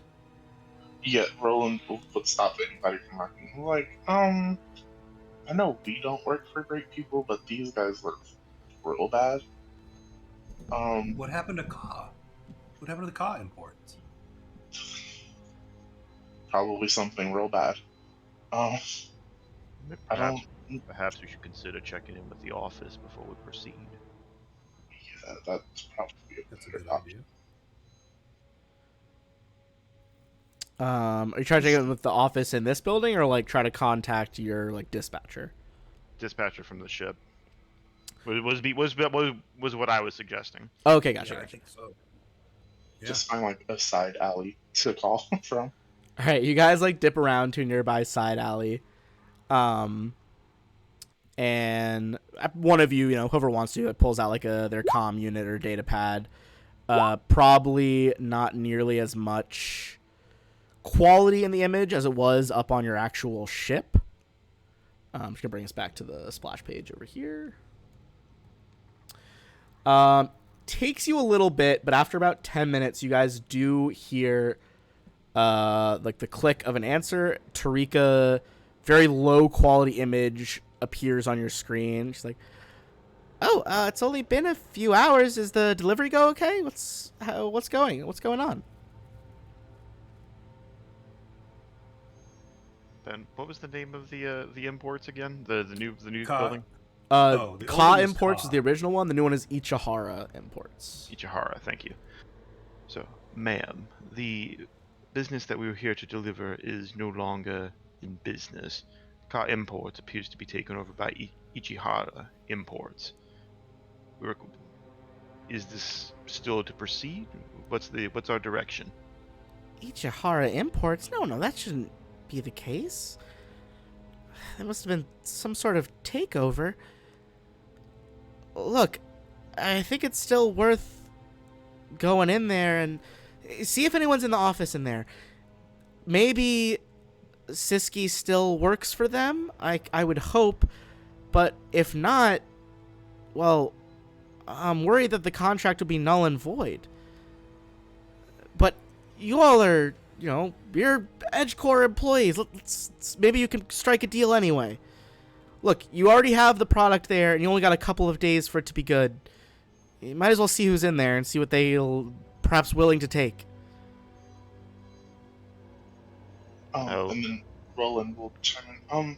I hear what you're saying, but I just want to be very clear. You do know who Yara is connected to, right? She kind of scratches her back with the wrench, and it just looks a little uncomfortable. She's like, look, far be it from me as, an employee of the EJ Corporation to speculate, but I've heard less than savory rumors, as I'm sure you all have, of Ichihara Holdings. But at the end of the day, we're all in it for profit, right? Maybe they'll strike a deal? I suppose you'll find out. I'm sorry, Roland, I cut you off. Go ahead, Roland. Yeah, what were you saying? He's just gonna give like an unsure look, like, if you're sure. Look, just be careful and, maybe, have a couple guns with ya. Just, Always do. Good. Well, check in soon, okay? I'd like to know how this is going. All right. Well, Tarika out. I'm a little nervous, guys. I agree. There may be an opportunity here for more aggressive negotiations. Very well could be a possibility. Shaw smiles a bit. Diplomacy, I think, as you all know, is my strong suit. And at that, I'll double check the battery on the laser before we head up to the door. All right, Well, you guys are great at what you do. Can I try my thing first as he starts casting Charming Veneer again? Yeah, you can. But just, Of course. I agree with your guys' thing. It's just, I'm not made for fighting, so just in case, I would like to talk first. Of course. Oh, But have Yes, your of guns course. at the ready for sure. What Yes. do we know about this this group, this syndicate? Do we know they're sort of, do they have like a preferred race? Oh, the Golden League? Or yeah, the Golden League. I would say, honestly, I think that's another culture check to learn about the Golden League.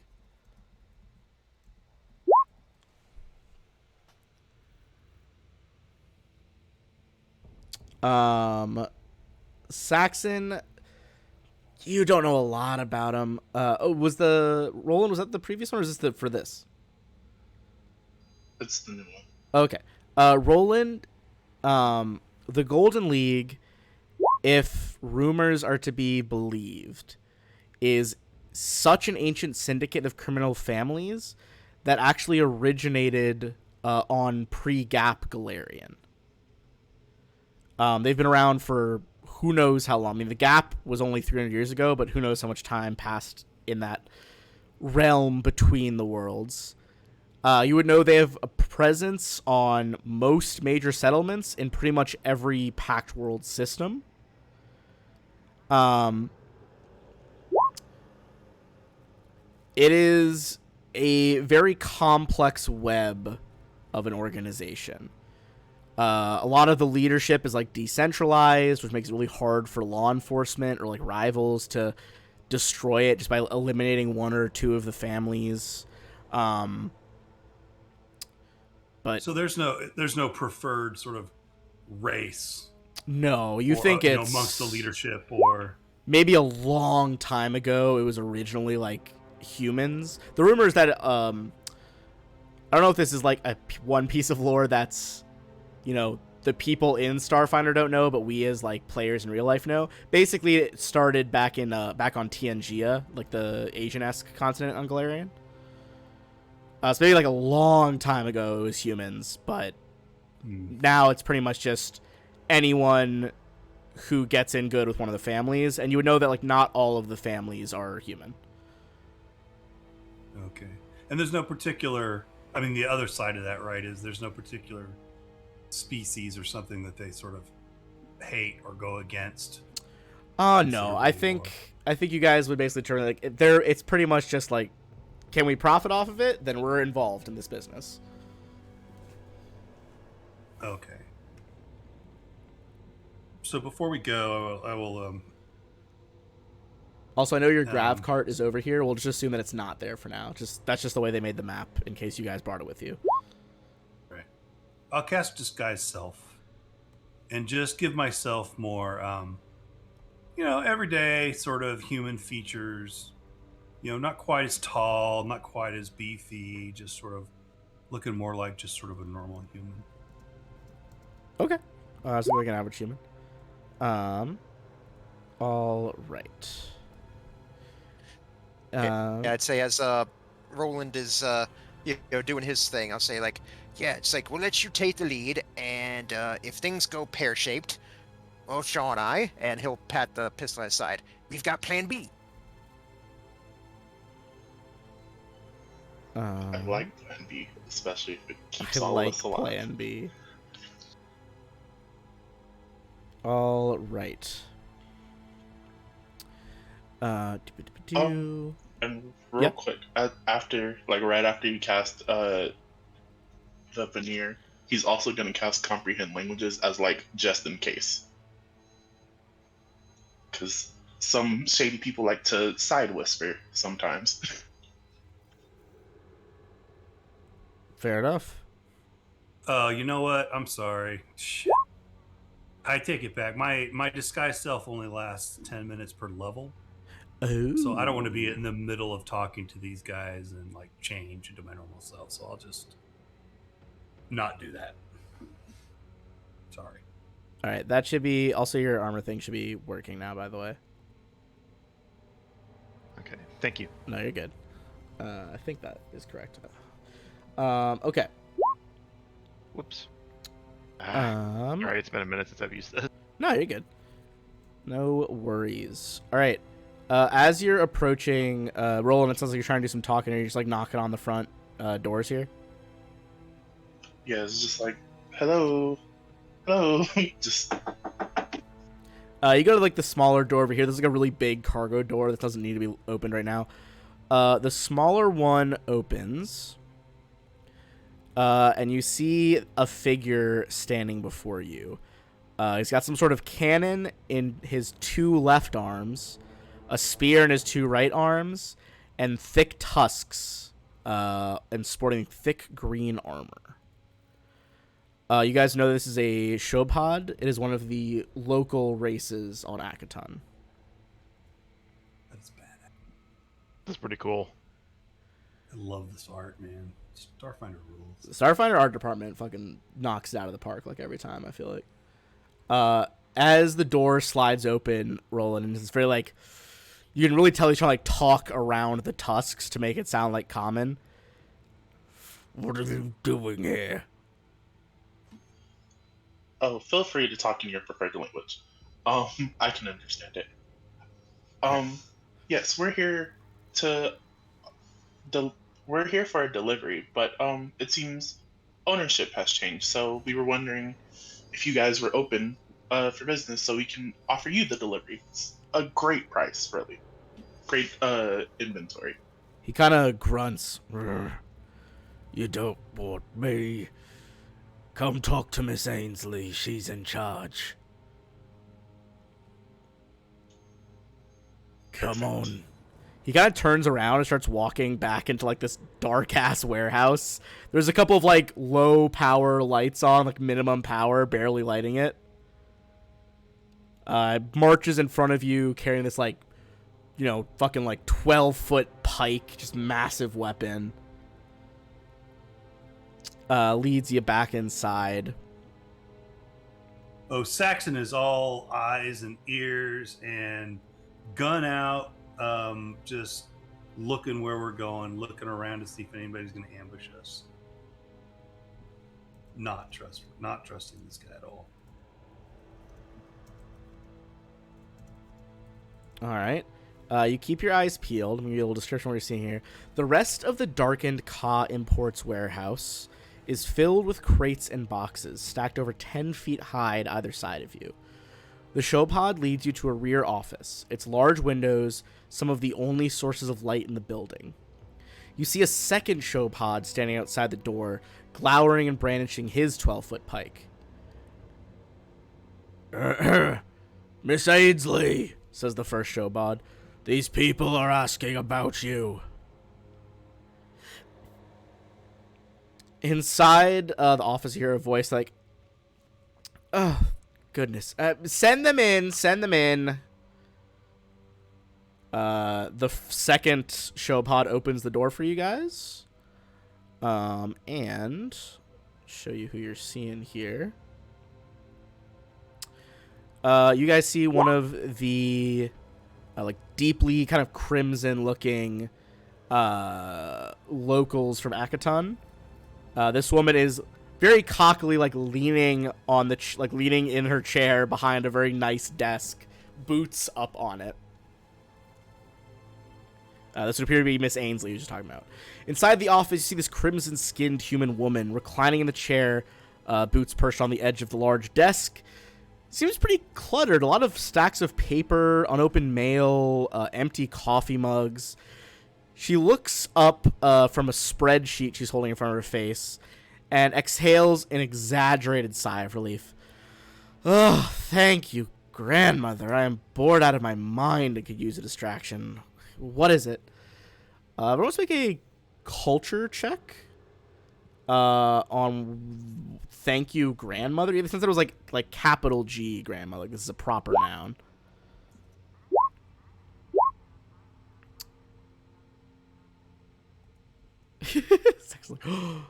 Oh my god. All right, okay. So Saxon, once again, a wealth of information about this planet, thankfully. Nope. Jeez. Fresh off the bus from the Veskarium, apparently. Yeah, he's never heard of this in the Veskarium. Okay. Saxon, you would know that most likely she's talking about Grandmother Rat, also known as Lao Shu Po. Oh, that's the god of the yeah. Yeah, Lao Shu Po is like the goddess of assassins, rats, spies, and thieves. Yeah, the Yosoki. Yeah, they're as I would know. yeah, Yes. they're big on her. Yeah. Her holy symbol's kind of like a curled up rat, I believe. I think actually it might have a handout for her. I'll check in a second.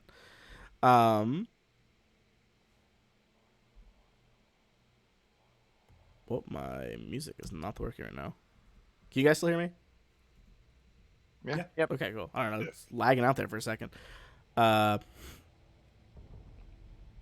Yeah, I'll give it. I don't know. I don't think you would know all of this off the top of your head here, Saxon, but I'll just send you guys the Lao Shu Po handout. You guys can kind of browse it at your leisure if you're curious what her deal is. That's her kind of cool, emaciated rat holy symbol. I'm a big fan. Yeah, you know, I mean, Saxon's from the planet. He would have, you know, known a little bit about the Yosoki and probably a little bit about the. Yeah, there's like a big Yosoki presence here on Akaton, so that definitely would worship a lot of worship here. So yeah, that kind of just jumps out at you. Historically, there was an amazing hero called Flack that I think a lot of people yeah, was a follower of Lao Shu Po and a big cultural figure now. Yeah, everybody knows Flack. They probably do. I think Fly for Your Die takes place after Devastation Arc. Yeah. So in theory, all of your guys' characters are very well known from the last campaign. I'm pretty sure this takes place. I'll check the timeline, but I'm like 90% sure it's afterward. Oh, it was literally the next one. Yeah, it's literally immediately follows Devastation Arc in the timeline. Beautiful. We love to see it. All right. As you get that little information about Lao Shu Po.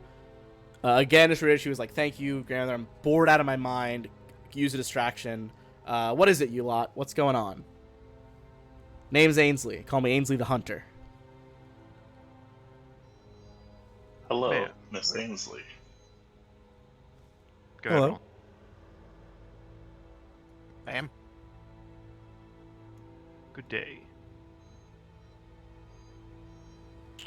She kind of gestures at Yes. Roland. She's like, "What can I do for you?" We are actually here. We were sent here to do business with the previous business. But as we see, you are under new management. We are here to offer you the business. We have a great inventory of, forgot the name of the berries, but berries that are amazing and super valuable. And we were wondering if you would like to purchase our supply.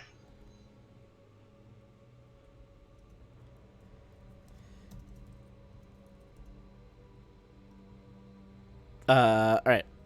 So, I think she gives Saxon kind of a once over. She's like, She sees a pure business smile with a lot of teeth. "Well,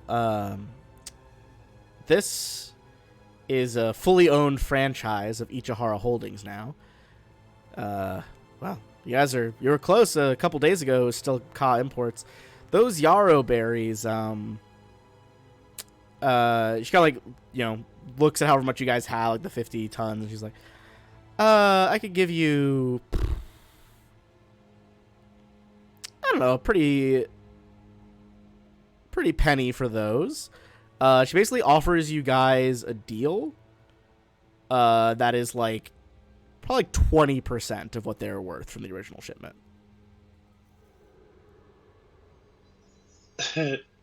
That's very generous, but this shipment is actually early, and I'm sure such a valued business would love to have a very limited supply of these berries, and I'm sure we can do a little better than that with such a rare commodity. Give me a diplomacy check, as she raises one eyebrow looking at you.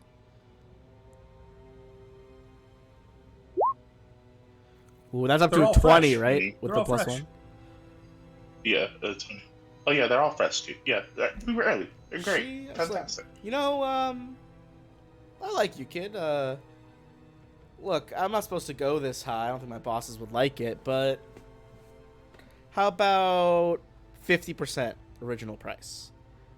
You guys do some quick math in your heads.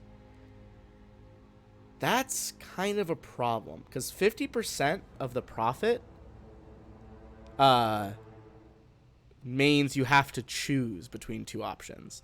50% of the profit is enough to cover the company's expenses and keep EJ core off your back, or it's enough to pay Runo Pratt for his retirement. It is not enough for both.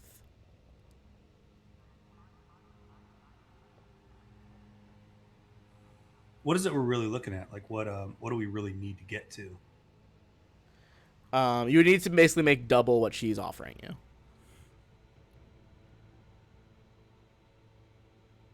Originally, it should have been fine. You should have had plenty selling to Ka Imports. But she's clearly undercutting you by a lot.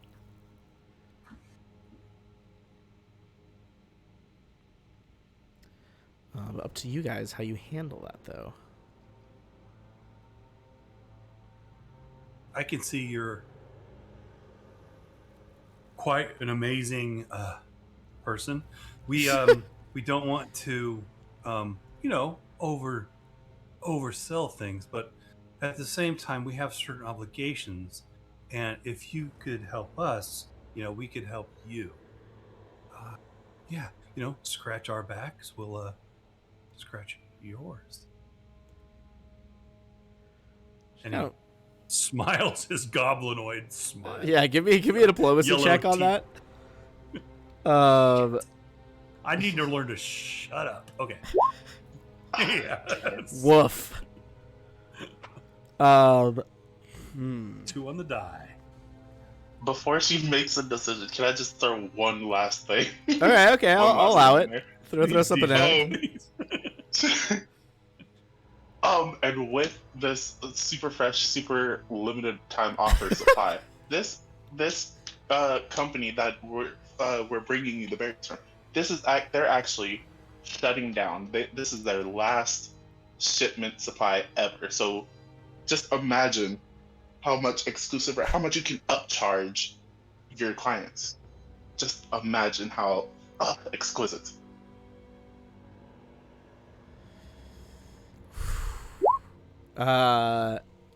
Give me a. I love it. Give me another diplomacy check. From Roland. 14. She kind of taps the side of her forehead. She's like, "Look, I like where your head's at, and for what it's worth, you four seem a bit brighter than the dull bulbs EJ Core usually sends my way. But I don't think you're gonna find much of a better deal than 50% anywhere in Hive Market." Sex. She's like, "Look, you're welcome to try. See if you can get a better deal somewhere else in the market, but I'm telling you right now, I don't think you're going to manage it."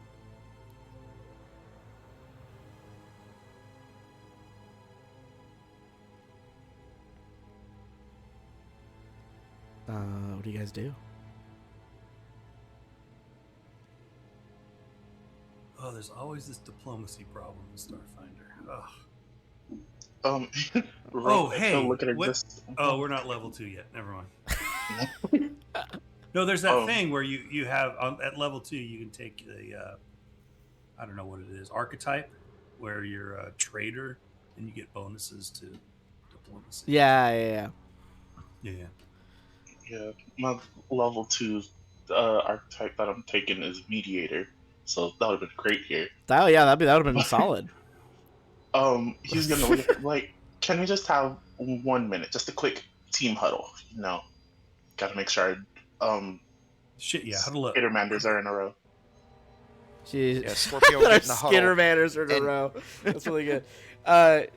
She's just like, "Yeah, go ahead." And he's like, "Hey, you guys out there, just give them some space. They're fine. Don't worry about them." "As you wish, Miss Ainsley." You guys gotta Thank you, step out of sir. the Thank you. office. Thank you so much. You're so generous. So generous. So nice of you. All right, Oh yeah, you guys kind of step back, a little bit farther away in the warehouse, away from the little back office. What's the plan? All right, Scorpio will lean in first and be like, "All right, I'm not really good with maths, but I think she's got a point. Like, we got this is probably the best deal we're really gonna get anywhere, and I mean, we could try shopping around, but we don't have much time before those things go bad." She could Just also seems call such like a low ball offer. I don't know. She could also call other vendors to try and undercut us. She wouldn't do that. She wouldn't do that. And just for like a flavor, Charm Veneer goes away, so like he goes flat face from his business smile just to like straight deadpan face. She would definitely undercut us by a lot. Cause she is. We're either paying our company, or I feel bad because that old man, he would have to keep working. He wouldn't get to retire. Yeah, if he doesn't get this money, he literally can't retire. Yeah, but what about Ainsley? I mean, she has to make some money too. I mean, she's making money regardless. It's kind Yeah. of the old man versus So our starstruck. company. Company will make our life miserable if we don't. If This is I recognize the value in letting Mr. Runo retire early, but company's gonna make our life miserable if that's the case.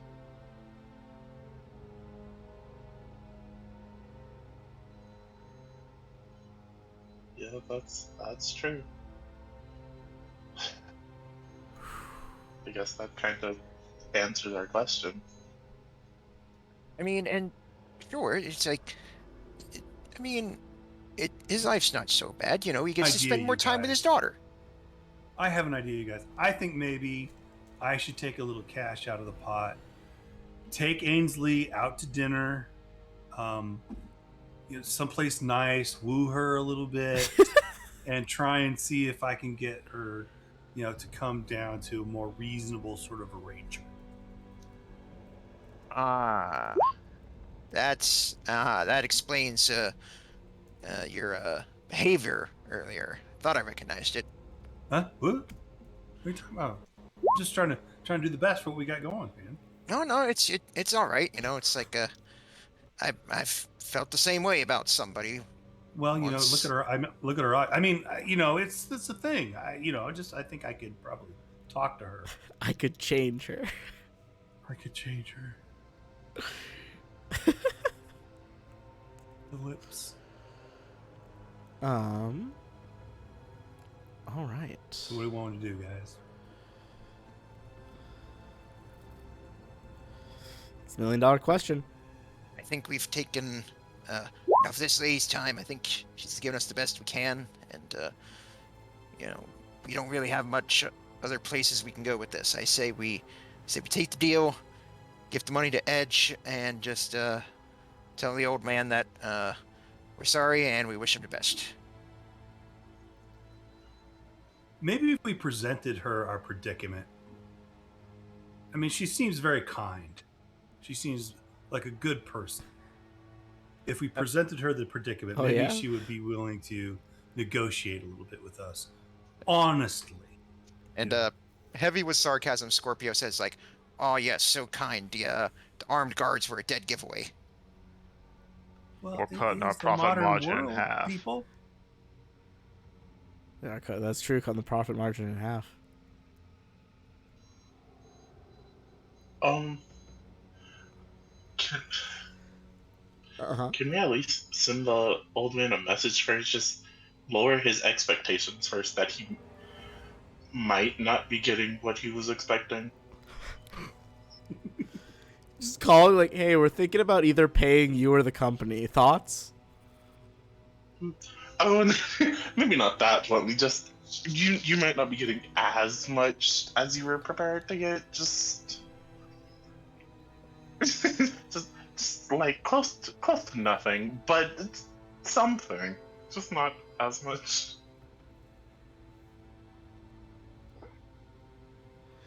I mean, hey, you can try and call him. I think without a prearranged message, though, it'll take a couple days to get that through a drift beacon back to the guy. Yeah. It can just be a delayed text. You don't have to call him. Okay, well, yeah. What do you send him? That'll probably get there in a day or two. What are you texting him? Base bullshit. Let's just sell this stuff. Come on. We sell it now, and then I think we figure out what we can do with the money afterwards. We get Stuff in ourselves spoil. paid. We get Edge Court paid. Everything's okay. The old man loses out, but sorry, man. All right. I mean, have you seen her? Fair enough. Deletes that part of the text. That is not going in the text. He's doing voice to text, and it's just like, oh, hold on, shut up. Can they backspace that out? All right, sounds like you're in a agreement here. You head back in. Ainsley's. You all think it through. Realize 50%'s best possible price. Maybe we try one more time and then take what we can get. Who's got the best diplomacy? You can try, I don't have. but if you do So bad, I'm will just that worsen I'm just the gonna deal? stand there and look shocked at how beautiful she is. I probably have the best one, but I have not been rolling super great. I don't think anyone's rolled super great this session. Um, yeah, he's gonna cast Charming Veneer one more time. All right, we'll assume you kind of cast it as you were walking up to her. Yeah. So yes, great, wonderful, fantastic deal. However, what do you think about, say, 55%? Just there's, and then he goes into the sob story about the old man. It's like he really needs his money, and he's just for real laying it on thick about the old man. Just please feel bad and get an extra 5%, please. Give me a diplomacy check. Oh, here we go. Oh, just for added effect, he's gonna like drop a single tear. you shed a tear.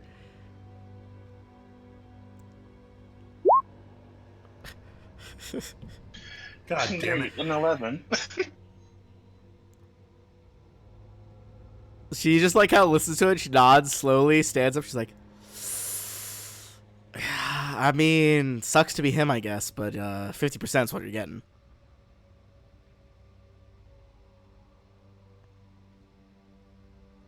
Look, this old man, if he means that much to you, I don't know. Maybe if it's your guy's first offense, maybe the company won't fire you right away. Maybe get away with doing this one bad thing. Or keep your job what? secure. Hold on. I don't understand that. So She just put out, she's like, responsible to the company for taking care of him?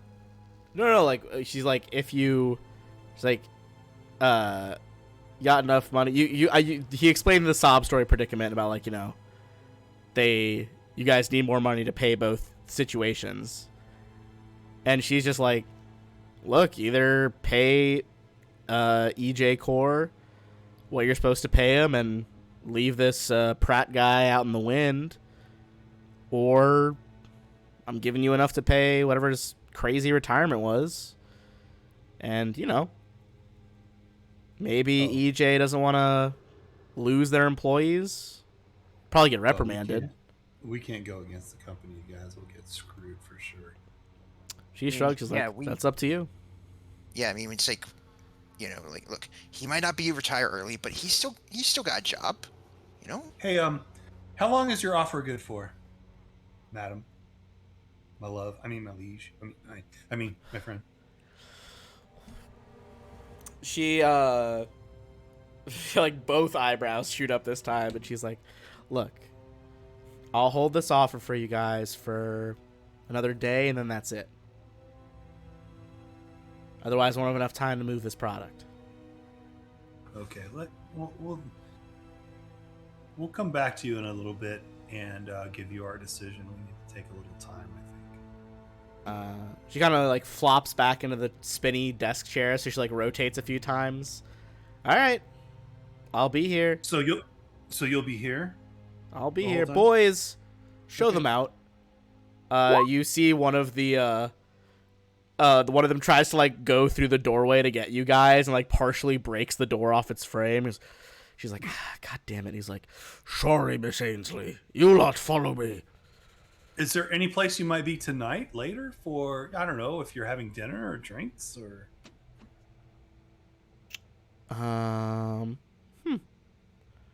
No, I think I'll be by myself.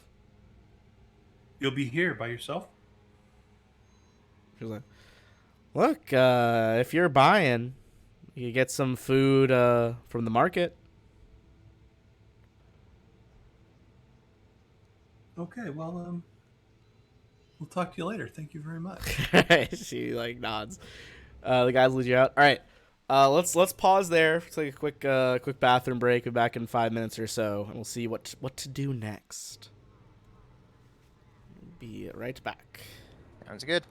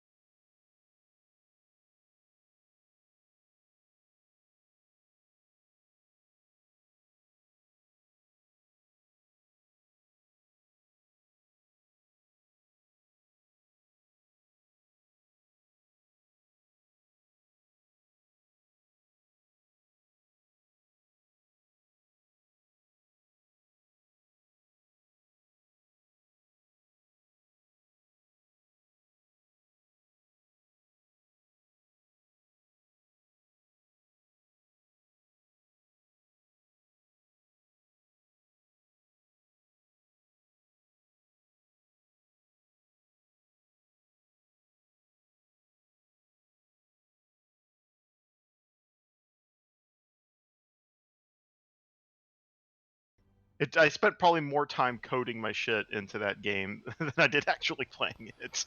That's fair. I really want them to do they've been releasing packs, like pre-made packs for Foundry for Pathfinder 2e. I really want them to do that for Starfinder cuz Foundry fucking slaps. I'm a big fan. Yeah, that's what I'm in my other campaign right now. I guess I could try to start porting this stuff over. I just don't know it as well yet. Yeah, me neither is the problem. Yeah. If it was So pre-made, far, I have a campaign on it on Sunday. I'll let you know how it goes, and then we can, because we need to sit down and work on this anyway at some point. yeah, I mean, if it's figure it out. more worth it, it might be worth it. I already have all the, like, I went through and made all these images, cropped them out of the books and stuff, so it shouldn't be too hard to transfer. I don't know. But for now, we shall continue. All right. So you guys said you would get back to Ainsley. Kind of guessing. Oh, go ahead. I was like, yeah, texted the old man, Runo Pratt. Probably won't hear back from him for at least a day or two. Yeah, if that. So what you guys trying to do? Bought yourself some time, but is that enough? I'm assuming are we heading back to the ship? What do you guys think? Head back to ship? Well, we probably want to try and find some other place that would be able to purchase what we have, right? Yeah. I'd say if you want to give me again, it'd be culture. I'll say diplomacy would work if you're just trying to like find. I'd say honestly diplomacy would be better. You're trying to find other merchants at the Hive Market to make this deal with you. Somebody do diplomacy that has diplomacy. Not me. You could try culture as well. It would just be like a harder check, I think. Yeah, culture is better for me though. Yeah, by one. Okay, well, yeah, a little bit better. Not fantastic. I suck. Nice. Roland, I think you go around kind of spearheading your group's attempts at these discussions. Honestly, it seems like to you, 50% might be the best deal, especially if your product's going to go bad in less than 3 days at this point. That's bullshit. We need more than that, though. It sucks, but without the original deal, it's about as good as you can get. Most of the other offers you get from people, I guess, actually, you guys are pretty convincing to Ainsley. All the other offers you get basically range from 33% to 45. Ainsley's the only one who's gone to 50. So what do we find out what happened to Pratt's produce? Like, where are these guys? Oh, the Ka Pratt's exports? produce? Oh, to Ka imports? Yeah. You didn't really ask her about them, but you could ask. We'll say on that diplomacy check, you could ask around, see if the town knows like what the fuck happened with that. Yeah, what happened to Pratt's produce? Those are the guys we were gonna originally have a deal with. Well, Pratt's produce was the guys who had the berries, and you were bringing them to Ka imports. Oh, sorry. Yes, Ka imports. That's what. So what happened to Ka? Yeah, I think on Roland's check, Ka imports. Talk around town. That building was Ka imports, but as of 3 days ago, it became fully owned franchise of Ichihara Holdings.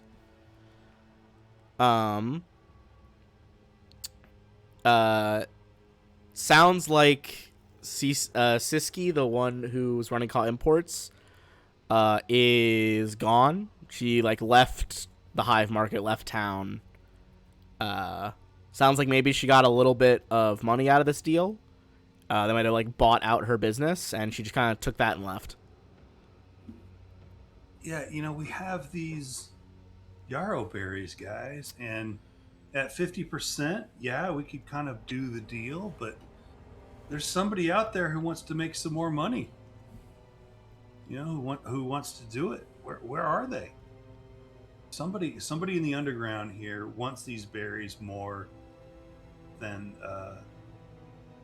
these usurpers. As much as I love her. I mean, you could try to spend another day tomorrow looking around, but from what you've discovered so far, she's the only one willing to go that high.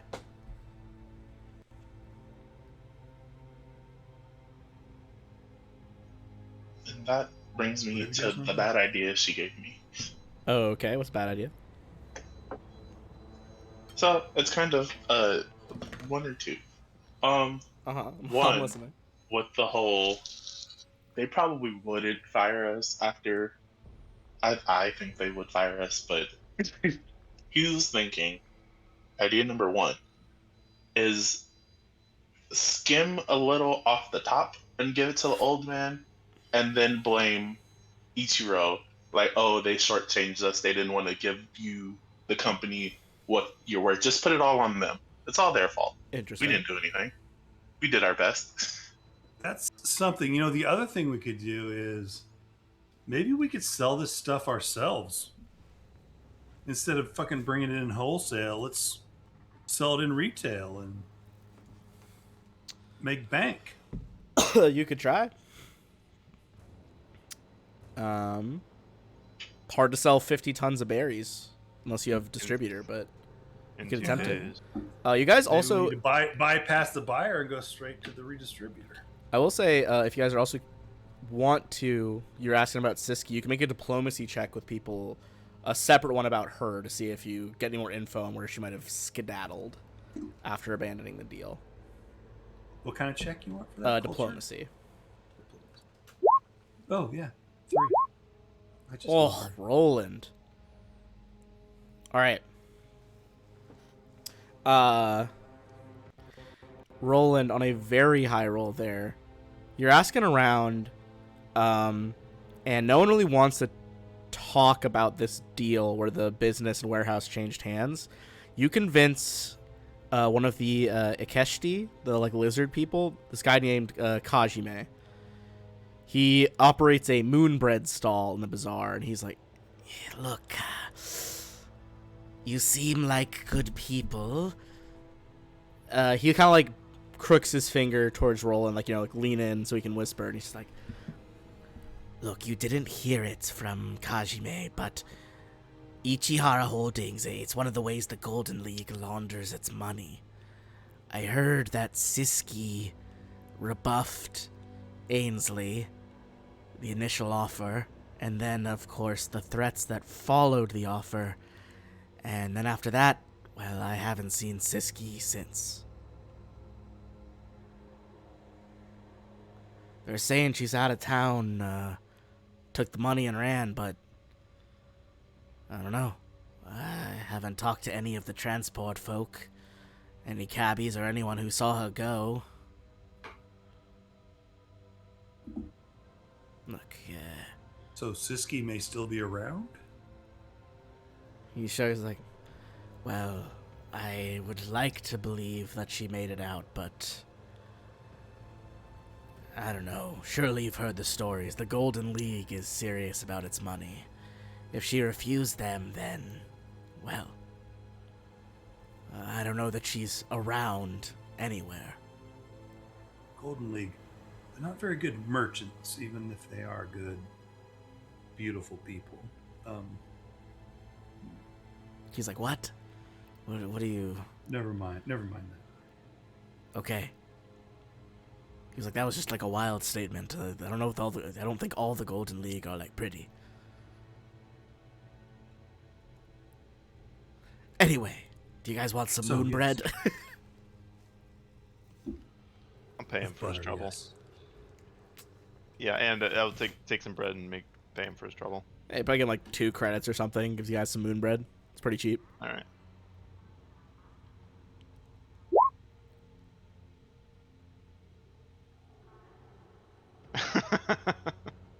Ouch! What was that?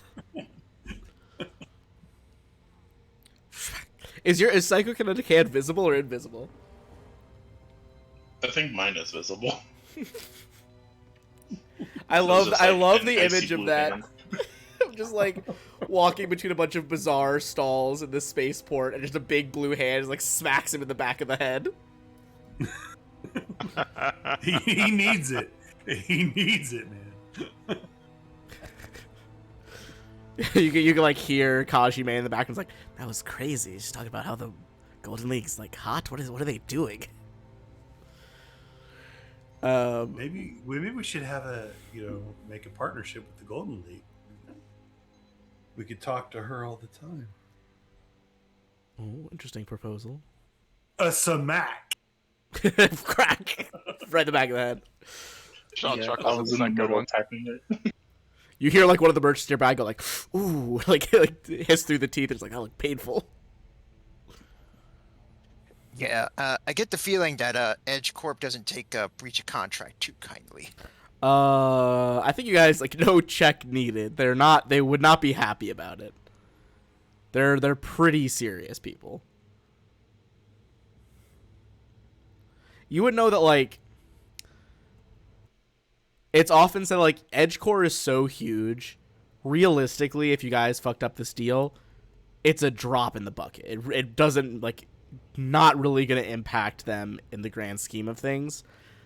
That being said, They didn't get that big by being kind. yeah, Genia Jameson Corporation is known for being very, very direct with its employees. Not a lot of warnings are given, and you would know that there's kind of like an unofficial motto, might be too strong a word, but a saying around EJ Core, especially for proles like you guys, that any impact on profit is a capital offense.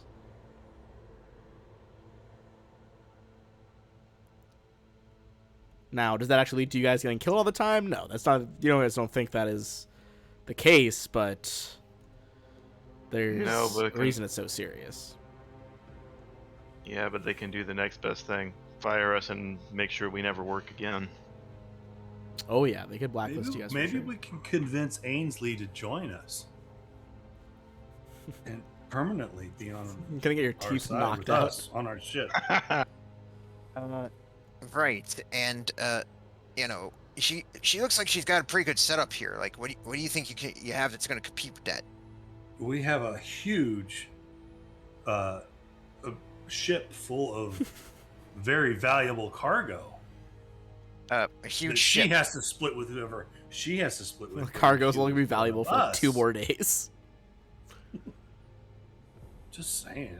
Yeah, she's Just gonna direct you guys to BD 514, which is a small light freighter. That's what he would say. He's like, you mean that huge ship?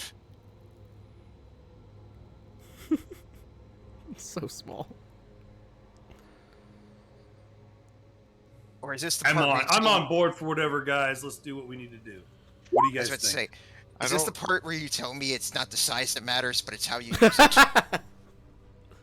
Okay. I don't need to tell you that. You would know that. I just need to make sure she understands. 10 to old man, 35% to the EJ, 5% to who knows. Blame it on Ichihara. May? Give it a whirl. A split may not be the worst idea. Yeah, at least it gives some and Scorpio's like snapping fingers trying to find the word for it, some obfuscation. I don't think. I have a suspicion that skimming some for ourselves might end poorly. But I am on board with at least a minor split. Most to the company, at least some to the old man. What is our normal? Alright. I mean, what is What's our not yeah. skimming? What is our normal sort of take? Yeah, that's important Basically, it would come down to like, it wouldn't be a take out of this percentage. They would like send you a bonus essentially. Like they would send you a separate payment. Like the Well, the a bonus percentage based of on this what? deal. Usually like speed of delivery, satisfaction of customers, kind of depends on those factors. too. Oh, satisfaction of customers out the window if we don't Yeah. if the old man doesn't get paid at all. Oh man, he's gonna be pissed. And if the company catches us skimming off the top of the margins, they might kill us for that one.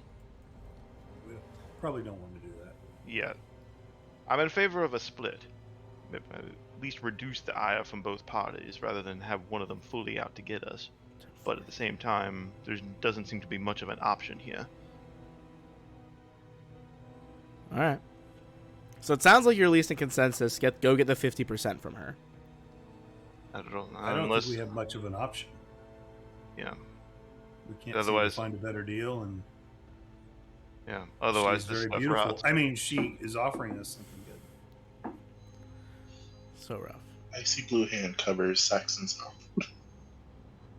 As you guys like try to decide how to do this deal, I will say, as a reminder in the marketplace, you do see some of those ghostly figures drift by, the ones that do not like a bad deal. Oh, I forgot about them. Maybe we should contact them and see if they think this is a good deal or no. I'm losing my can't mind. I hurt, thought boy. I had a handout for them, but I guess I did not. Am I crazy? Perhaps it'd be worth at least getting a second opinion from a relatively even-handed broker.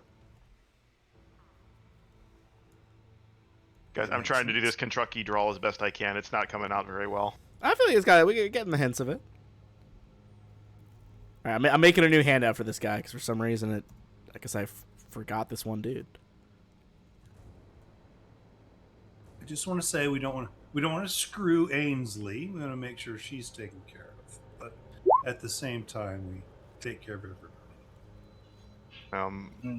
You do actually want to, but that's neither here nor there. Oh, that's not horrifying at all. Oh, what do you mean? They're just semi-incorporeal fae that float around.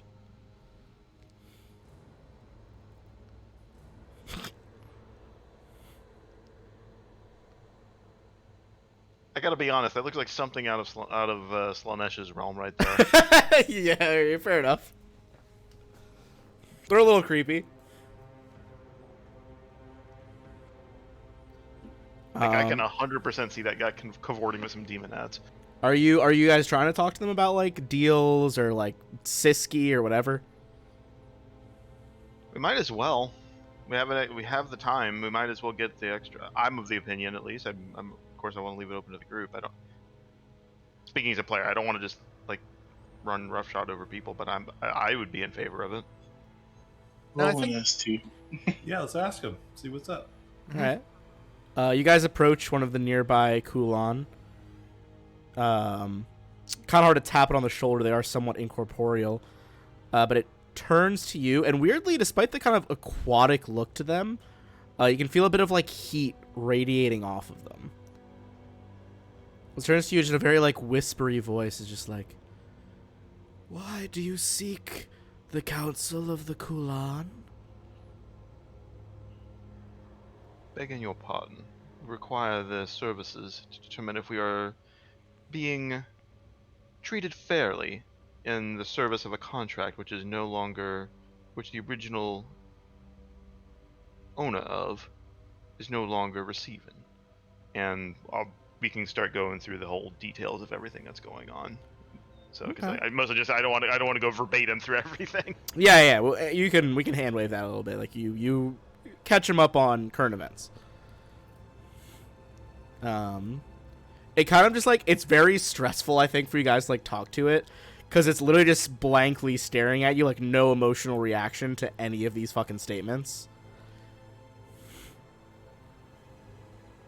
If what you say is true, my compatriots will investigate and see if this Ainsley struck a poor deal with Siski. However, the deal she offers you is not seemingly suspect, unless she acts against you in a aggressive or dishonest manner. We will not get involved.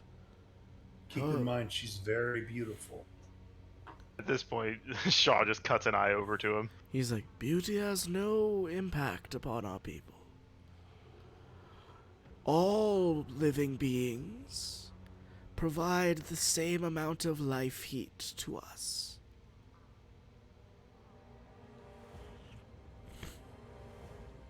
As he says that, he feels his hand kind of passes near you guys, and you almost feel a sense of cold, but a cold of like heat transference. There's nothing cold near you. He like as if the heat from your body is being like just like sucked into his skin.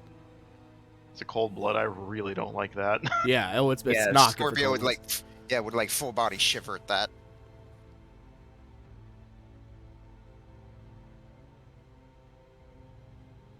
All right. Thank you for your time, sir. Indeed.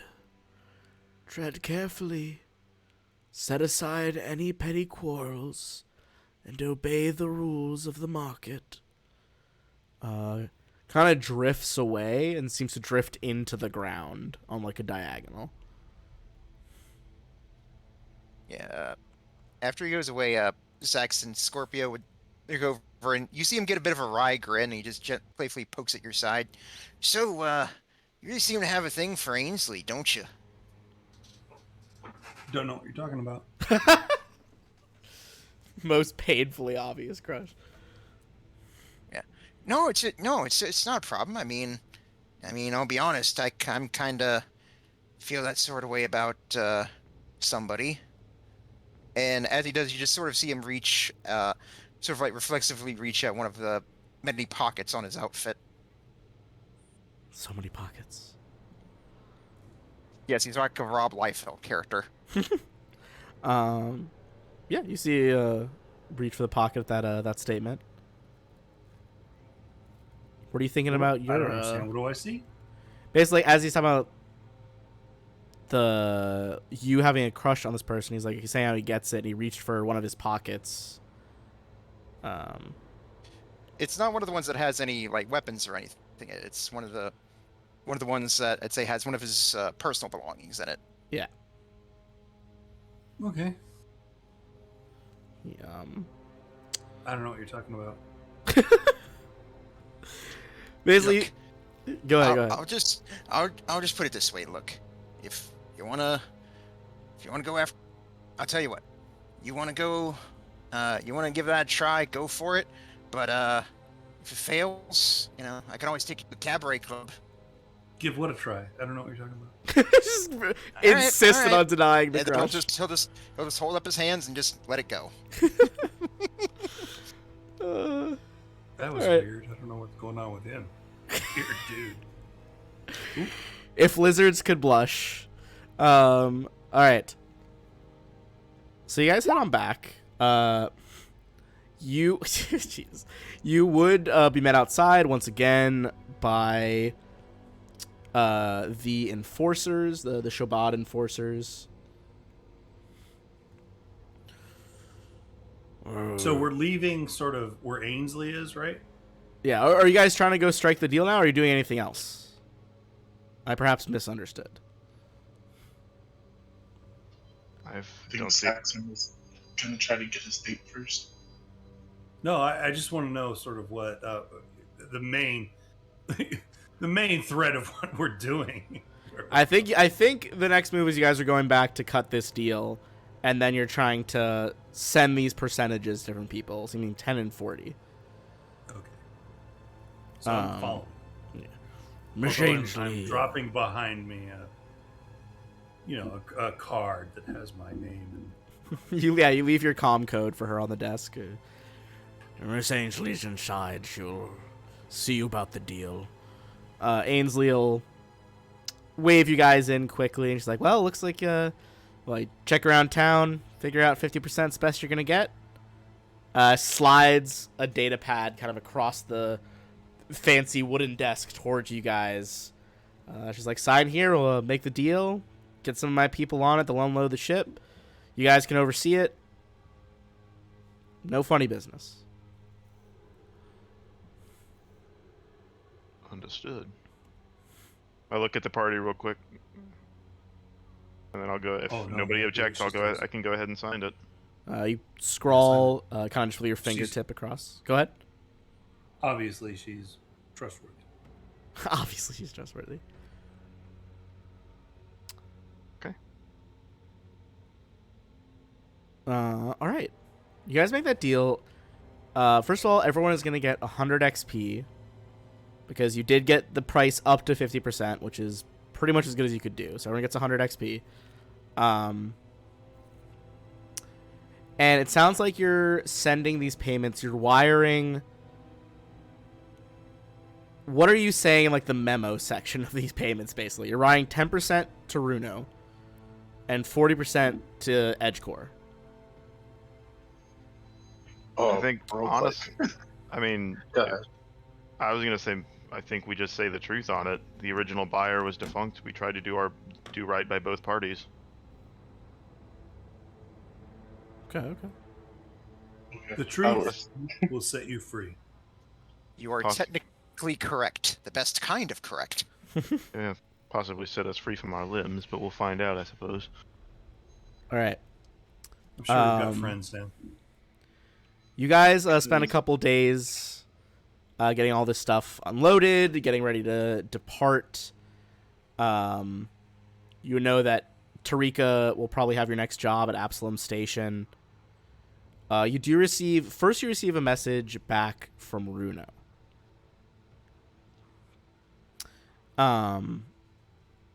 The message is brief, but he's like, I understand this was a bad deal. Still lost most of my savings in this Damn it. event. I appreciate you did what you could, but yeah. I'd prefer not to continue our professional relationship. That's kind of the length of the message. That sucks, Out man. of character could have been worse. There's worse things he could have done to you guys, but you did cut him some price. However, the EJ Corporation Edge Core sends you a far more intimidating message. Essentially, the gist of it is that you guys have been issued a formal statement of disciplinary action. If you fail to reach performance goals again, that will result in immediate termination. And at the end of the email, it says, P.S. Due to insufficient funds of this transaction, you have forfeited your bonuses for this mission. Oh, bullshit. Oh, no. Oh boy. I will say you guys do still have that one extra crate the old man gave you. You can sell that for 500 credits if you so choose. Might as well before it spoils. Yeah, better. At least we could salvage something out of this. I also would suggest maybe we go back to Ainsley and see if she has any work for us. Fuck the corporation. They certainly are cold. You could ask Ainsley. Honestly, she probably comes to like your guys' ship to see off the last of the crates. Oh, hi. Oh, are you? gosh. Hello. Look, I got your comm code on my desk. It's in my comm unit. Maybe we could meet up sometime. But listen. Yeah, anytime you want, you know. I mean, for dinner or coffee or what do you? Yeah. She kind of does a little chuckle at that. She's like, "Oh, I gotta admit, it's more fun than I've had in a couple months on this fucking dust ball. Look, here's my comm code." She hands it to Saxon first, but like also, you guys all get like a little airdrop, like badoop. You guys all get her comm code. She's like, "I don't got anything right now, but I know it's against." He kind of leans in conspiratorially, but still does like a loud stage whisper because she's being a bit of a cocky person right now. She's like, "I know the Edge Core doesn't allow any moonlighting, but Ichihara Imports wouldn't mind tossing some credits your guys' ways if you ever are willing to do some jobs for us." So Saxon leans in as she leans in, like expecting some kind of, you know, smoochy or whatever, and realizes she's not going to do that, and backs off like, oh yeah. Facebook. She kind of laughs at this like awkward display, and she's like, as she starts walking away with like her two fucking massive Shobhad guards, she turns around, blows a kiss back at Saxon. She's like, "Remember, I'll contact you guys if I get any work, and mum's the word. I won't tell the Core." Anytime we need work. Love you. Whispers like as she walks away. You guys are also gonna get some XP because you didn't have to fight her enforcers, and you settled things You're peacefully welcome. with her. That's going to be 200 XP for each of you. So they're up to 600. Yep. Yes, you should be at about 600. Nice. All right. And just for real quick clarification, when when they said another infraction would lead to termination, they meant of the job, right, and not of us. I see what you're saying. Yes, Yeah, they did mean result in termination, as in they will fire you, not that they will kill you. Okay.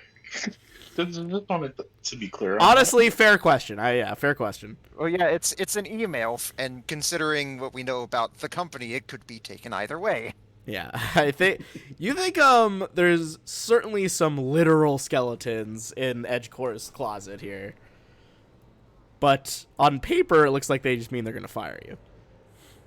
Speaking out of character, I wouldn't want to find out what that would be if we had skimmed off the top. They would not have been super pleased with that. I will say, I mean, do you guys want to know out of character if you haven't did anything for the old man? Yes. Yeah. Sure. Basically, he would have been so pissed that you guys lost essentially his life savings in this big deal. And he would have started calling all of his like union contacts and leverage his position as a very respected merchant in the Pact Worlds, and started calling for an embargo of the company of Edgecore, which Edgecore would have been not pleased with. So Well, hard to please anyone in this. Unfortunately, the company doesn't buy into alternate timelines. Yeah, Edgecore is this is the life of a prole, you guys. You know, Yeah. getting shafted every turn. It's a rough deal. Ainsley wouldn't let that happen. That's all I'm saying. Yeah, for sure. Oh, also, I'm glad you guys decided to tell the truth, because I and Roland both definitely forgot about paper trails, and they definitely could have proved that they paid all of the money. Yeah. So that probably would have been real bad. Forgot about paper trails. True. Luckily for you, you guys there's literally thousands of BD freighters under their service. Luckily, you think this was a small enough transaction. I mean, a transaction that was one man's life savings, but to the company, a small enough transaction that might have slipped their notice. Maybe there's a way we can make it up to him later. We'll see. Perhaps. I wouldn't mind that. He seemed a reasonable sort. Right? Yeah. Yeah, Scorpio just lets out a sigh of relief and says, like, I'm just glad my sister didn't see this, otherwise she'd never let me hear the end of it. Oh, who's your sister? Younger sister by a few years.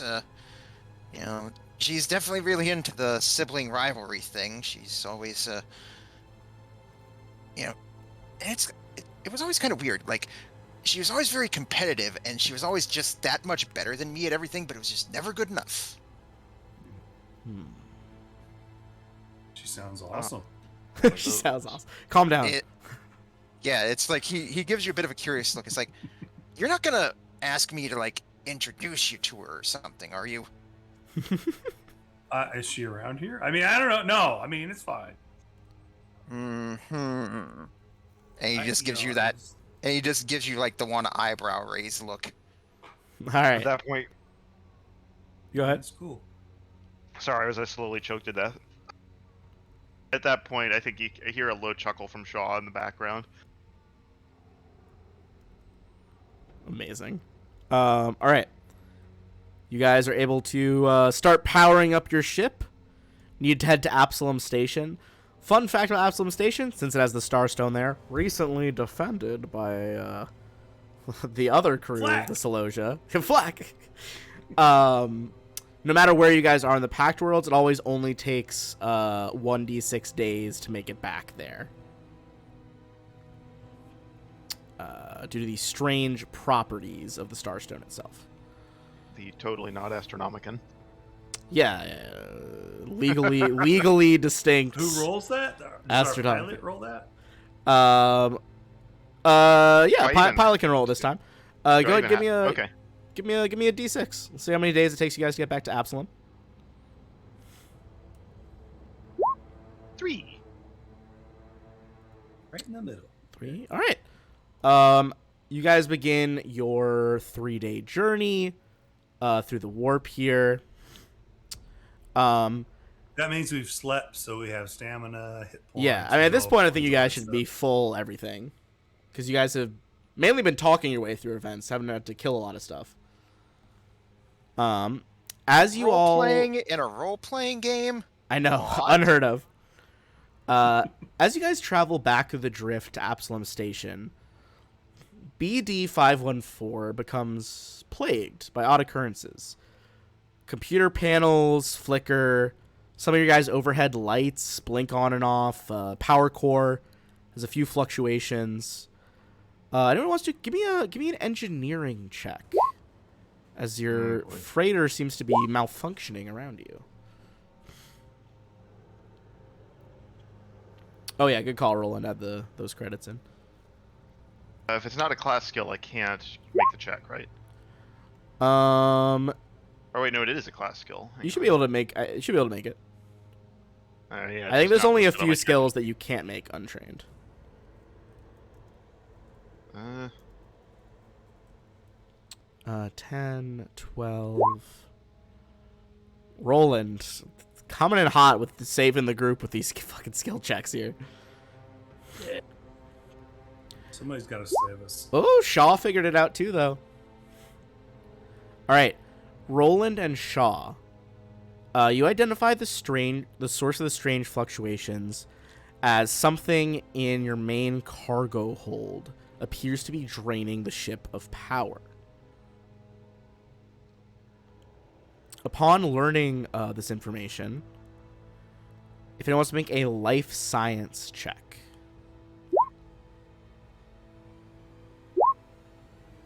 Oh dear.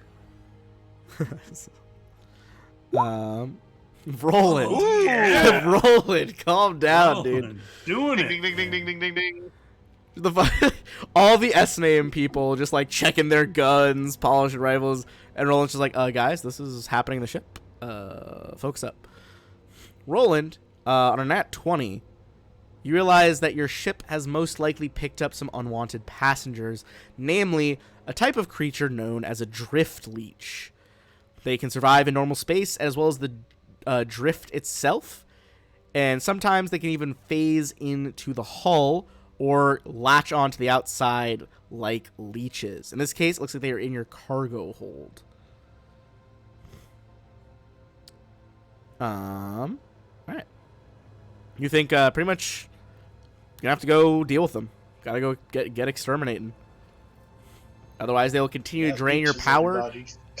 Mainly they'll drain your power to the point where it'll drop you guys out of the drift unplanned, which can have rather catastrophic consequences for a ship. Do we have a ship? Oh, here we go. Yeah. There is no actual cargo hold map, but I threw one together. All right. So where are we? Because maps are fun. I'm going to say you guys are coming in from the east side of the map. Or on the right side there.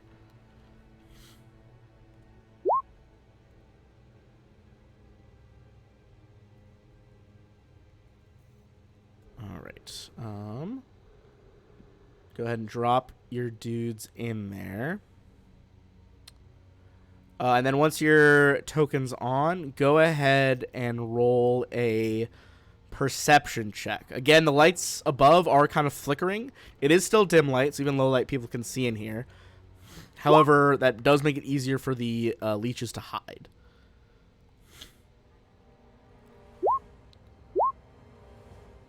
Okay. This time Saxon's jumping in here.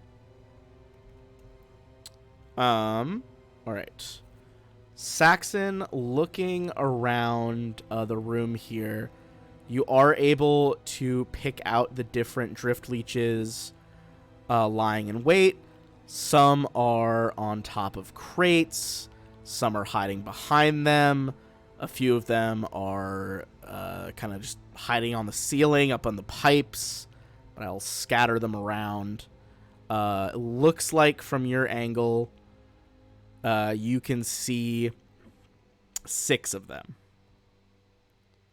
All right, I will, of course, use my comm link to make sure everybody knows what I see and what's out there. This is a drift leech, in case anyone was curious. Ooh. Nasty. Yeah, they're pretty gross looking. All right, let me clear the order from last time because we're on a new map. But they did not get a surprise round on you because you guys found them on board and very quickly spotted them out. All right, go ahead and click your tokens when you're ready and roll on in. And I'll get these leeches rolled in. Gross. Yeah, leeches are nasty, for sure. What the hell's a leech's bonus to initiative? Oh, okay. Not great. Man, I am. Well, I'm shout out rolling well to tonight. shout out to Roland for getting barely better than the leeches. They only have a +1 to initiative, so you're gonna go before them. I'm rolling unusually well tonight, and it makes me uncomfortable. There's something It's like wrong here. You're front loading all of your good rolls. Oh yeah, fair point. We love to see it. All right, Shaw, starting off with you. Fucking leeches everywhere. What's your move? I don't like that much at all. Yeah, I'm an artillery. Being mindful that here's the question. I know it's only technically 1d10 damage. Am I going to damage the interior of the cargo hold if I start firing an artillery laser in here? You think as long as you don't do like sustained fire in one place, it should be okay. Okay, basically it's because I'm not deliberately trying to breach the hull. Okay. Yeah. Okay, making sure, because generally speaking, I think even Shaw would be a little bit cautious before discharging heavy weapons within a spaceship under travel. However, as you're standing there, you see weird sparks of electricity coming off of the leeches, and the lights up ahead, they flicker again, and then your artificial gravity goes out as you guys begin to float in place. Oh, hell. Okay. Yeah. So if you push off, we'll kind of get to that as we go. Basically, you can only stop if you get to an opposite location, like a wall or a ceiling, or grab onto something. All right. Well. And if you move and it gets too chaotic, like you start spinning around, you gain the off-kilter condition. All right. This is something I've never had to deal with in any RPG, so this will be fun. All right. Screw it. Let's get started. I'll choose the closest one. Artillery laser straight to the face. All right. All right. I put this in my character sheet, so let's see if it actually works this time. I don't think there's any penalty unless you are moving. I can't move now that I'm floating. Yes. Well, you're still close enough to the ground. You could probably push off upward if you wanted to, or forward. But as long as you're not doing that, I don't think there's a penalty to this shot. Oh, what is this? Sorry, the game is being weird. Oh, No, hell with you're it. good. I'm gonna try and do the cool thing. Computer says no.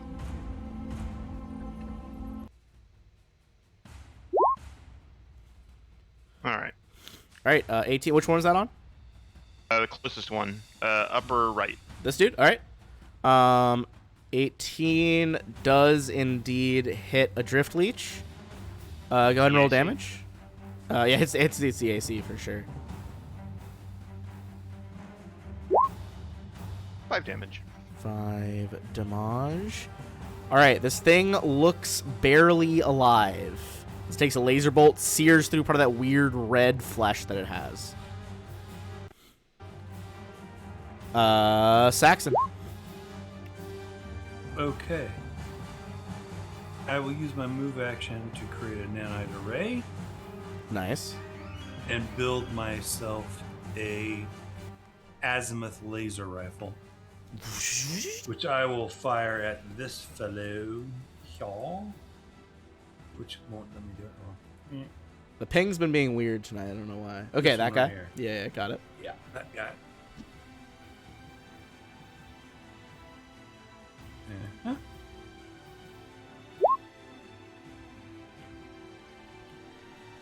15. That will still hit. 7 damage. You line up your rifle and thump, dome shot one of the leeches. It goes down. Body starts to spiral through the air. Little bits of red, purplish blood drifting around in 0G. Okay. Scorpio. All right. Let's see here, seeing the other one almost dead, I'll go ahead and take a shot with my pistol at this one here. All right, trying to finish off the one up top. Let's see if we can connect.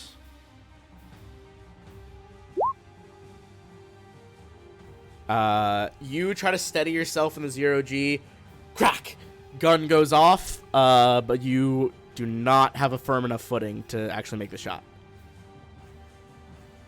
Do you try to move anywhere in the 0G or just stay where you're at?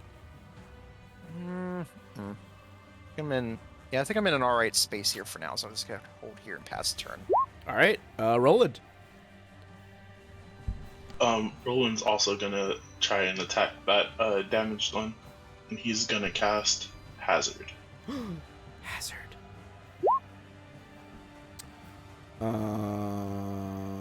Wait, what is it? Okay. It's a save, reflex save. Oh, there it is. Okay. Reflex. What is the Schlug's reflex? He does pass reflex 13. Tragic. All right. Now on to these beautiful creatures. The one up top, you see it opens its mouth, siphons some electricity from the lights, and you see that giant wound that Shaw on it begins to stitch itself back together. Not all the way, but it gets some of the health. Some health returned. All right, and the ones that are left, let's see.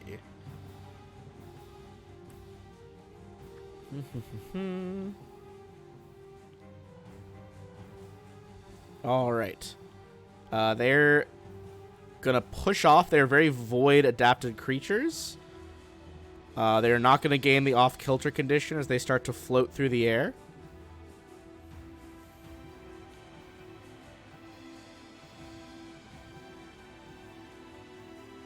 Actually, this guy's got to go around the crate. Can't just go straight. There we go. All right. As they get close to you guys, I will refer you back to their weird, gross art. You see that kind of purple ball of energy that they're coughing up. That is a form of electrified mucus, and they are all going to spit it at you guys. There are 5 of them left. 1 for each of you, and I'll roll randomly who gets the second shot. Shaw, you're getting the second shot. All right, that makes sense. All right, let's go Shaw first. One of them is a nat 20, the other one is a miss. All right. On the nat 20, that is going to double this damage. And Roland, as the nearest person, some of the electricity arcs off of Shaw, and you take 1 damage as well. Roland, you take 6.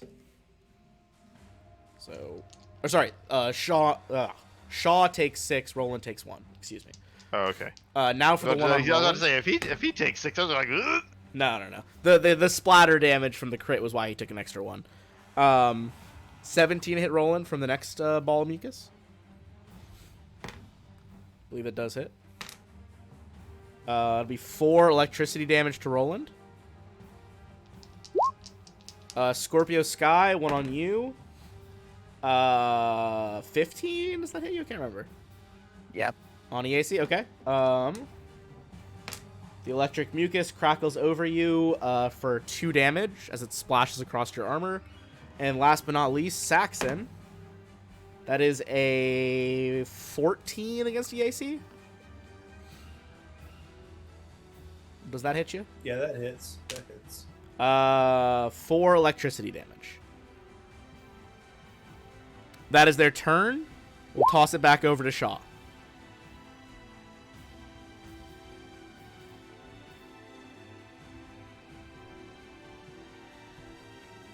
What will you kill? Or try to kill? Oh, back to me. I'm sorry. Yeah, you're good. You think basically, I mean, you saw that one up top heal, but you guys also saw the laser rifle take out that dude with like 7 damage. They're not overly healthy. It's just if you don't finish them all the way, they might heal. Okay. I'm gonna stay. I can't really go anywhere with the power out. I'm gonna go with the one. Which one siphoned the power? This dude over here. Okay. Okay. So I thought there was a central one that kind of. Never mind. I misunderstood something. Never mind. Then yeah, I'm gonna shoot at the guy I injured. Try and finish him off. Also, I think. Let's see. I'm gonna measure something here. Saxon, as it gets close to you, your tech is gonna start malfunctioning. We'll say what that means when it gets to your turn. Yeah, bullshit. Yeah, it seems like they're kind of fucking with any tech near them. But go ahead, Shaw. Still shooting for that top one? Yeah, I'll let Scorpio and the others handle the one that's close by. Yeah, same one. All right, light that silly slug up. Hopefully that's That'll do, yeah. Go ahead and roll damage. It only healed enough to get it exactly to 4, so you do blast it. Cool. You see the electricity is kind of like almost like a needle and thread stitching it back together, but before the process finishes, you just shoot it straight through center mass. 2 bits fly off into the ship. All right. Assuming you're staying where you're standing, Saxon, since you are in their aura of tech trouble, if you use any weapon that does not have the analog trait, you're going to take -1 to attack and damage.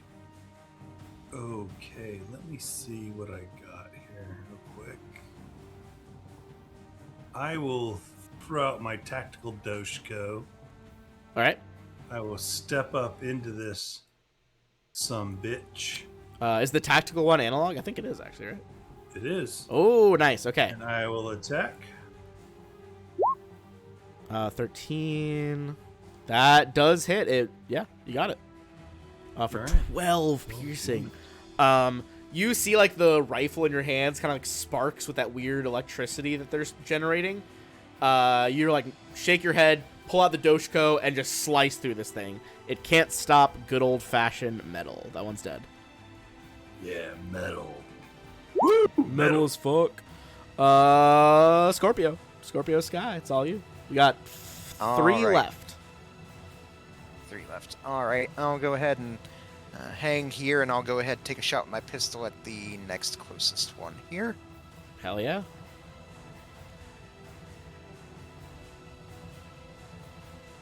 Floating off the ground. Look down the sights of your pistol. That is a hit. This one is injured, but it is it's bloodied right now. It is still alive.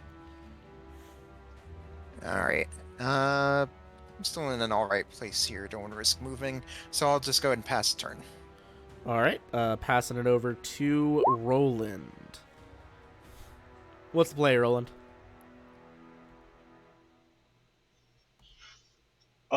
He's gonna try and shoot the same one with his Sub-Zero Hail pistol. Ooh, busting out the guns now for Roland. All right. Line up your shot on that boy right there. Question. I didn't move as my last bit. Can I move? If you want to I move, didn't you have can. anything. You'll just have to basically make a save, or you'll be off kilter, which will give you penalties. Although Saxon, I think you did move, so you would also have to make that save. I just want to move right here next to Roland. Okay, sorry. Oh, my bad. It's not. Give me a either acrobatics or athletics check to kind of not spin wildly out of control. That'll do. You got it. Okay, and I want to supercharge.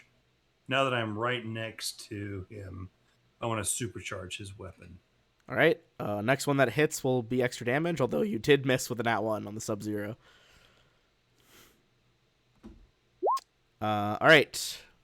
The slugs. One's going to get to Saxon. This one's going to move up.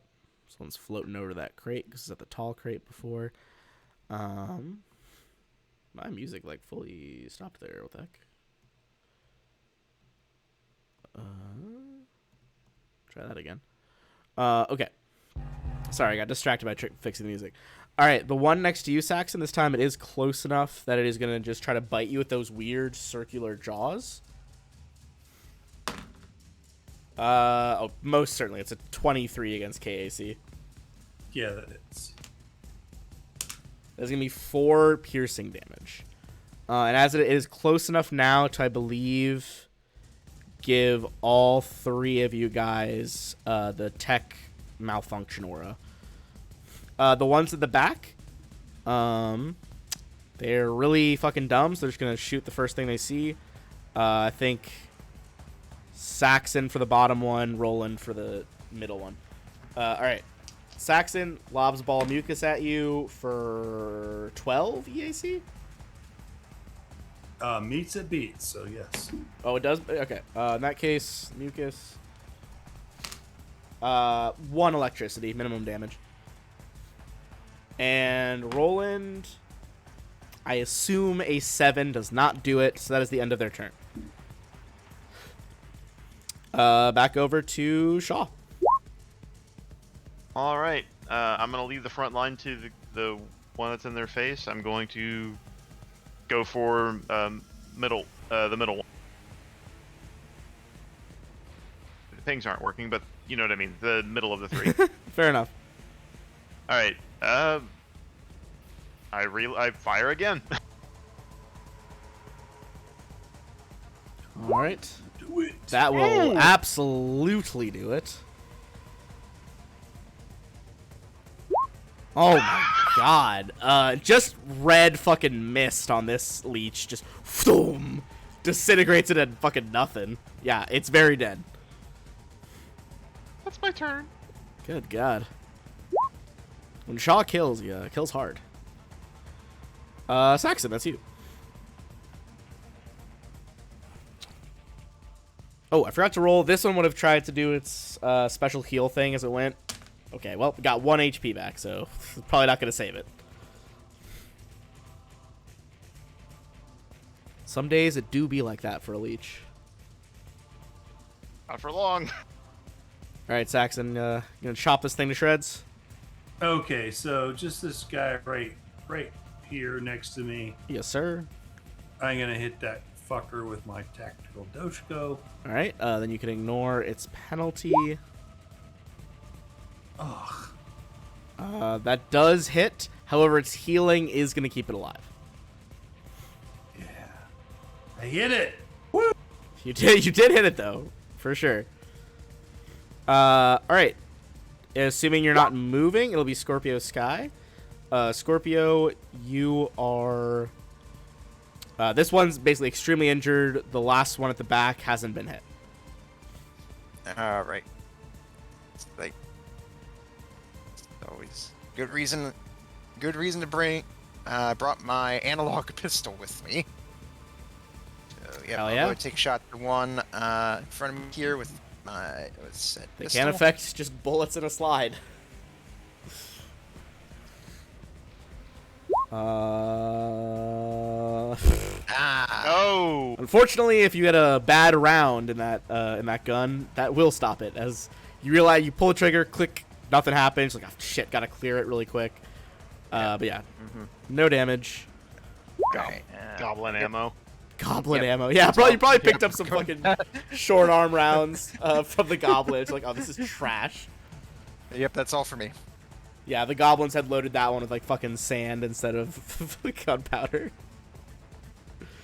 All right, Roland. Again, super injured one, full health one at the back. And Oh, almost said fly. Saxon, is that the same supercharged weapon that I used last game? Yeah, I believe it is the Yeah, same effect. it is. It's just it's a spell-like ability, right? Yeah. It's because he's fancy. Okay, Roland's gonna attempt to move forward. All right, give me athletics or acrobatics.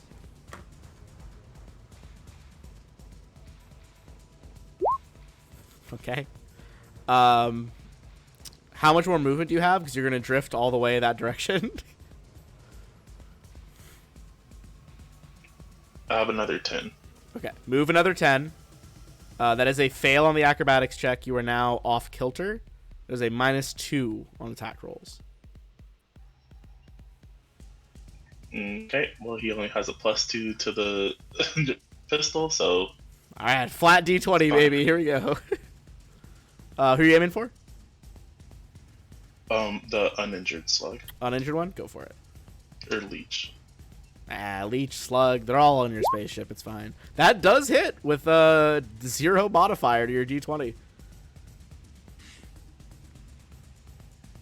So it's going to be, what, D6 plus another, or D4 plus another 2D6 or 1D6?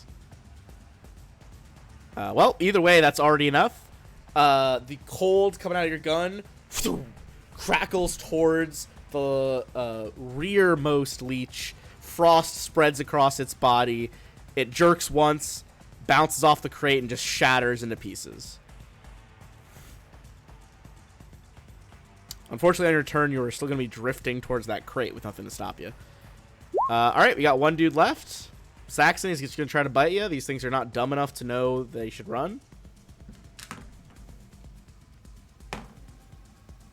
Yeah, I mean, 17 hits you.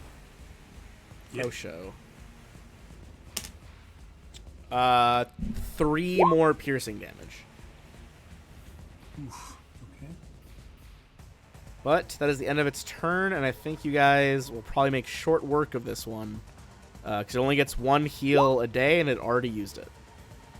Okay, so Kill it! Are Come on! there's penalties for firing in a melee, right? I don't believe so, not in Starfinder. It's not like Pathfinder where you need, like, precise shot.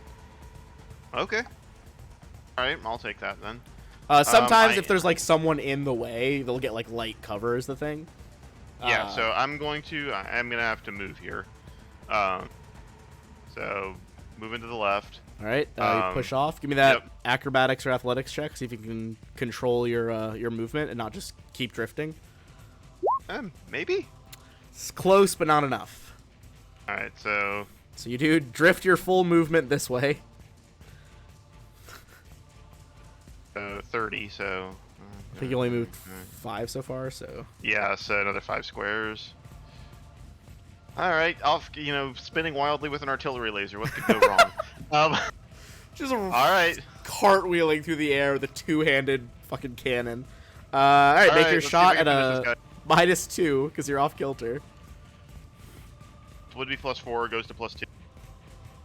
He can do it. Make the crazy shot. Nope. Just sizzles past the guy. Big old scorch mark in the bulkhead wall behind him. Oh dear. Alright, Roland. Roland and Shaw just both drifting in unison toward this fucking crate over here. Saxon, is over to you. Okay, I'm just gonna try and hit this guy right next to me. Nothing but. You can do it this time. You absolutely do it that time. Just full, like, slice it in half in one fucking maneuver with the Doshko. Alright. Fuck this worm. You guys have successfully purged your ship from these gross fucking power leeches. As they get killed, a lot of the ambient electricity from their body starts to trickle back to the core. Gravity does reinstate. You guys still have 2 days in the warp, so it's not really going to matter that you're going to take this. Roland and Shaw, you probably take, like, 2 bludgeoning damage as you clatter to the fucking deck and hit that crate. Alright. But you guys are going to get some XP for that. Experience points. Some creepy drift music going. Delicious XPs. We love XP. So delicious. Yeah, 700 for 6 shitty slugs for sure. That is going to be 200 for everybody. Still pretty good. That's not bad. What are you guys at now? 800. 800, so we're more than halfway there. Yeah, about 500 away. That's not bad at all. Right. Level 1. Level 1. All right. We have maybe still a little bit of time left for you guys to arrive at Absalom Station. As you guys arrive, you do get, like, once you drop out of the warp, get a message from Tarika that's just like, you know, hey, once you are about to dock with Absalom Station, send me a message so I can tell you where to go. Or just, like, call me, basically. Roger that. Give her a call. That we can do. And I'm going to bring us, just for some context here, I'm going to bring us over to our Pact World system. So you guys can kind of see the chart. You guys went from Castrovel over in that corner, over to Akaton, then to Absalom Station is your path so far. So you get a sense of what exactly you've been doing. So we dropped our cargo at Akaton. and now Yeah, we're so going like back. Castrovel, big, lush, plant planet. You got all the berries there. Flew him to Akaton. Made an unfortunately less than ideal trade for 50% of the profit. Heading toward Absalom to talk with Tarika. I realized her handout is mislabeled. Tarika to figure out what fucking mission you're going to do next. Because you got to do something to get EJ Core back on your side. All right. As you guys call her, now that you're back on your starship, much higher resolution screen, you see the very cheerful Tarika pop back up. Well, I'm glad you all could make it. Look, corporations are expanding so fast, Tarika says with a weary sigh.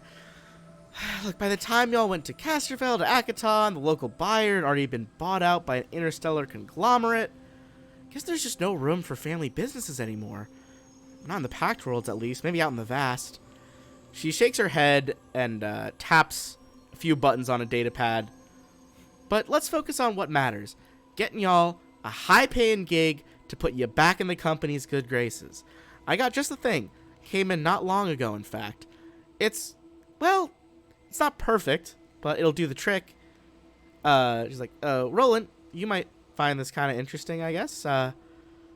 It's from a drow fellow. Called himself Lord Sinjin. Who's Lord Sinjin? She's like, I'm not entirely sure, but this guy Lord Sinjin, he's shipping guns from Aposte to a planet in near space, so just outside the Pact World system. Is still pretty close. Near space being like Veskarium's near space. Stuff that's like still a short jump away to do all the way out in the vast. I guess the Gadaran Authority is trying to settle a world called Voxa, and the local miners are turning into more of a problem than anyone figured they'd be. So, job is simple. Go to Aposte, meet with Sinjin's agent, his name is Tauz Jarzid, at a bar or club or something, I was kind of unclear, called Lama Shtu's Lair. You'll pick up the cargo there. Take it to a Gadaran military outpost on Voxa and collect the payment. Oh, and no questions asked. You know the type of deal. She kind of What rolls is her the eyes. cargo? I don't understand. It's guns. He said he's shipping guns. Oh. Shipping them to What, the what kind Gadaran of guns? Authority. She's like, I'm not really sure what type of guns yet. He said no questions asked. I just know the pickup spot and that you're bringing them out to the Gadaran Authority because they're trying to settle some world called Voxa.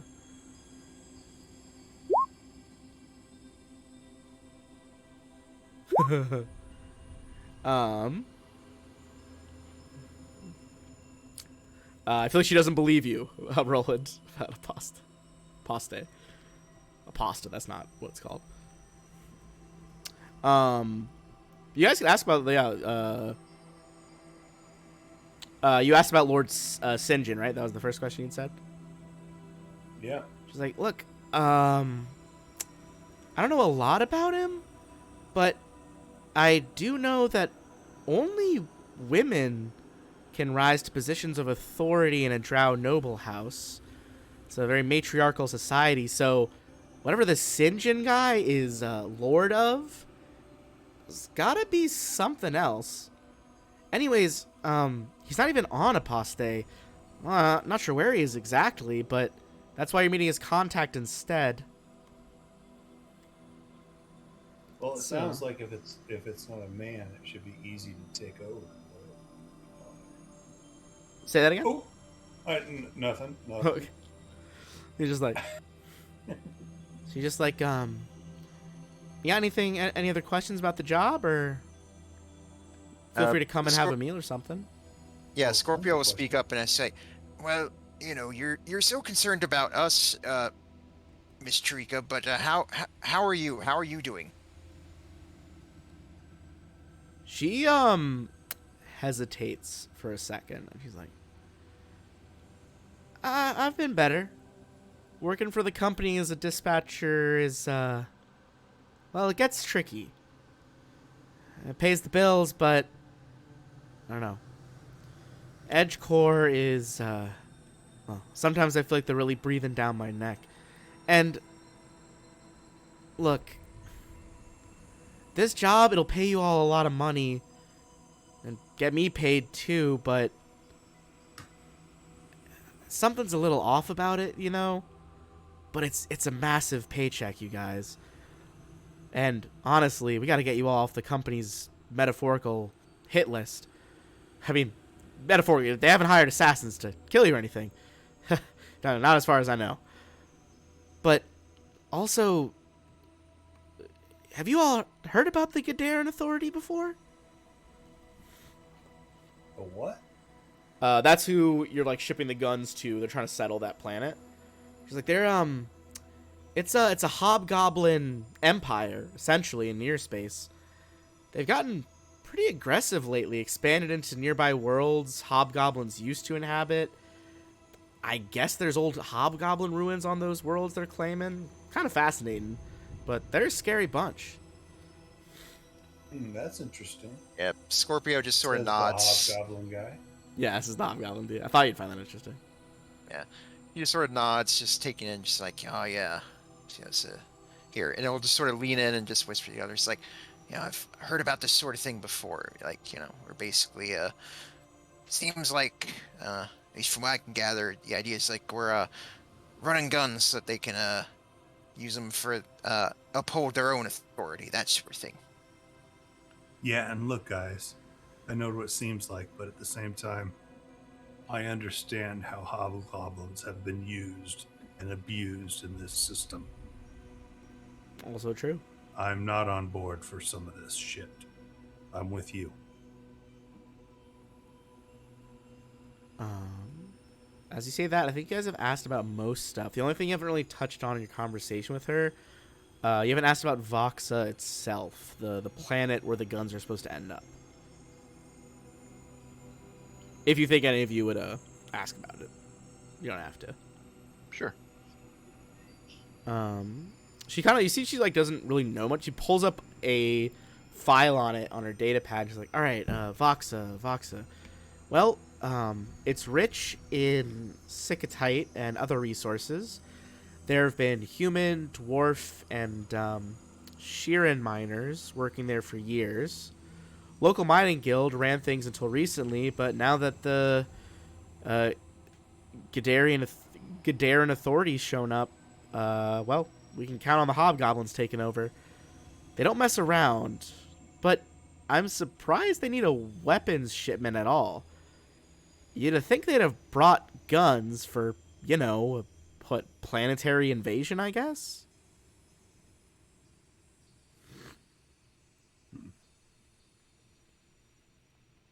Interesting. Yeah, well, We should kill them all. They're not trustworthy. She And kind of like holds her hands like I don't want to know about any of that, but just get this done as quickly as you can, okay? We need that money, and we need EJ to get the hell off our backs, all right? She seems to like whisper that last part as if, scared that someone's going to overhear. Yep. Scorpio will nod and say, don't worry, Miss Trika. We'll take good care of it for you. I'm sure you guys will. Do you want to be our mechanic on our ship? I'm happy being a dispatcher for now, but I appreciate the offer. Excuse me. All right. Cool beans. And then, just real quick, Roland will be contradictory to what everybody knows about Drow. It's like, oh yeah, the Drow, I know, super cool, super great people, no shadiness at all. They're wonderful. Okay. Super awesome people for sure. His Drow are super awesome people. These Drow, he doesn't know. That's fair. I mean, hey, doesn't know anything about this lot. Like, who the hell is Lord St. John? I mean, he literally can't be a lord in Drow society. So, like, what the fuck is he lord of? All right.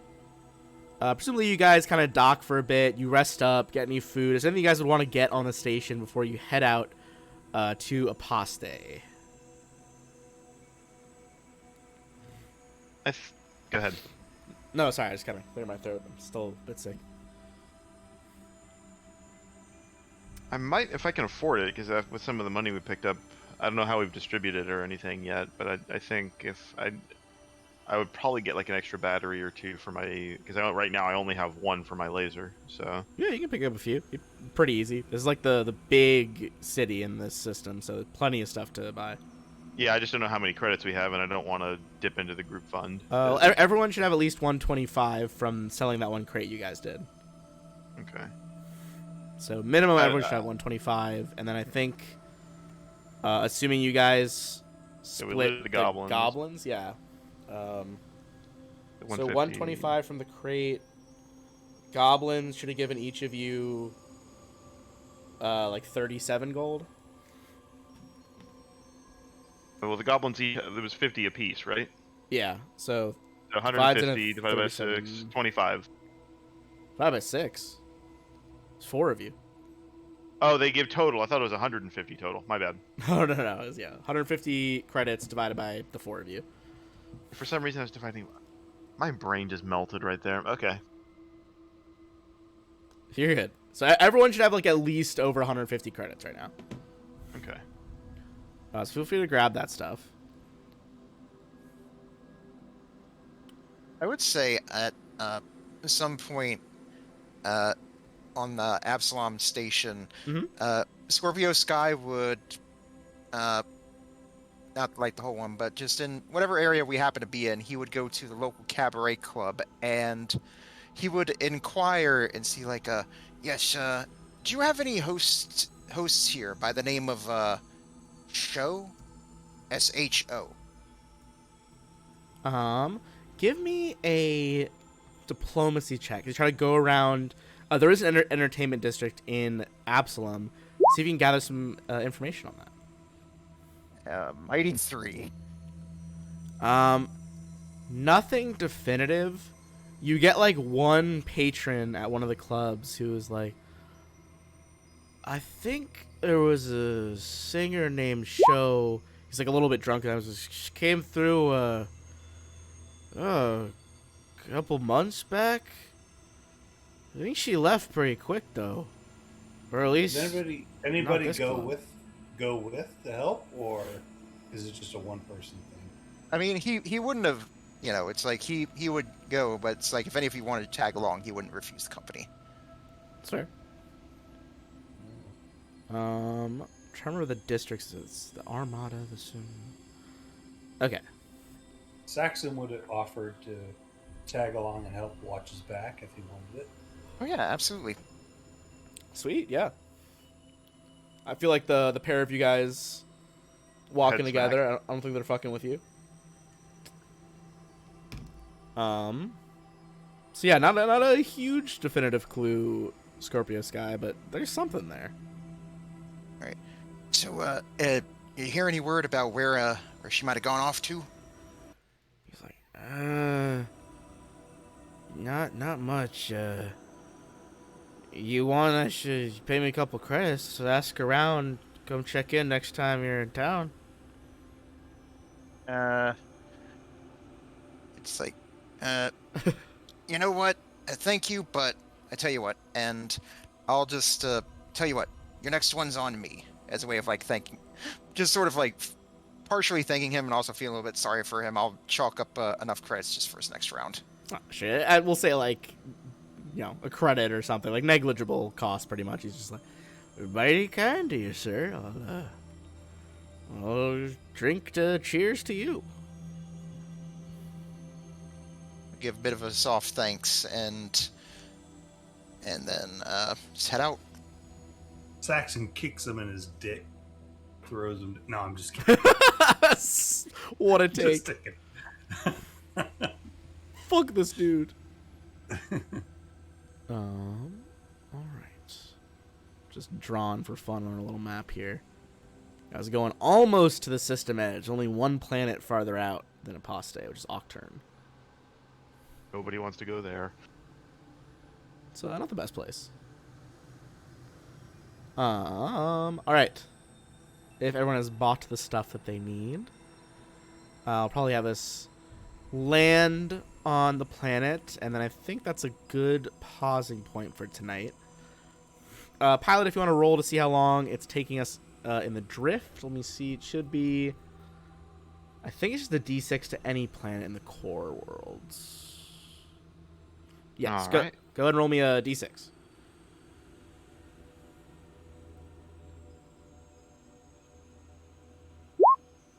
Oof. Woo! That was speedy. Guys, get you a really good current through the drift. Oh, The that's drift, a good thing. yeah. Oh yeah, Low low is is that's a the lower the number, the less days it takes you to get there. Hell yeah.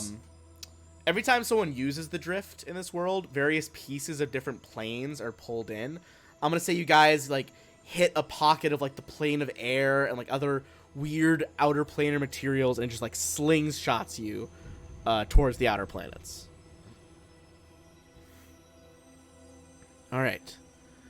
As you exit the drift, your drift engines wind down, your sublight engines begin to take over as you make the slow burn toward orbit. Aposte looks more like an abandoned moon than a planet from orbit. No natural atmosphere, water or greenery, and no light emanating from its few settlements. The planet's surface remains pretty much wreathed in a cloak of darkness. As you guys get closer, you are hailed by Night Arch Traffic Control. This is the main city on this planet, Night Arch. The Traffic Control AI demands to know what your business is on Aposte.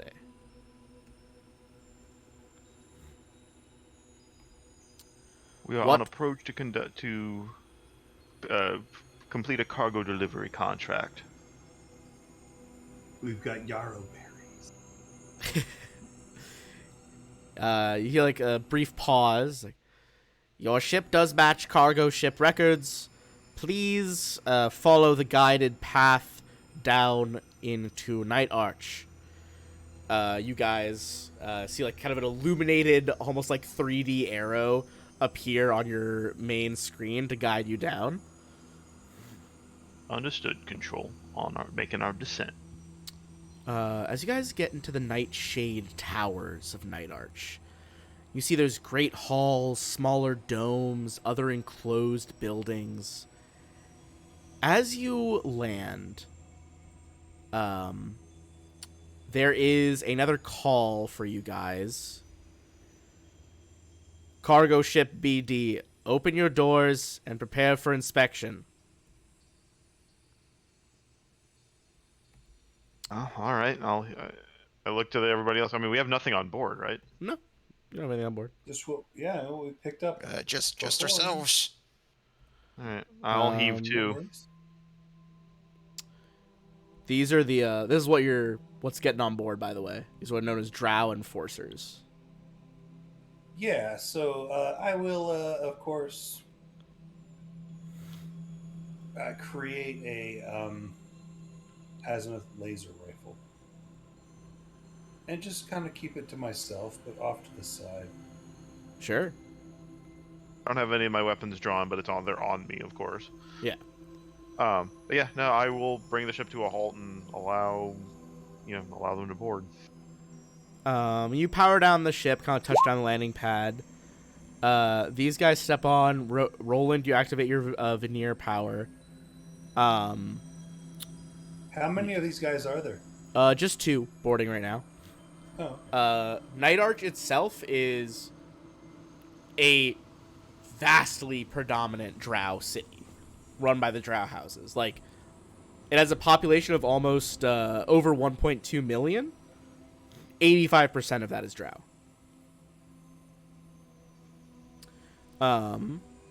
As they step on, they begin searching it. One of them remains with you. The other goes to check the various rooms of your ship. The one who stays with you looks over at Roland and kind of gives you a nod. Are you here to return home?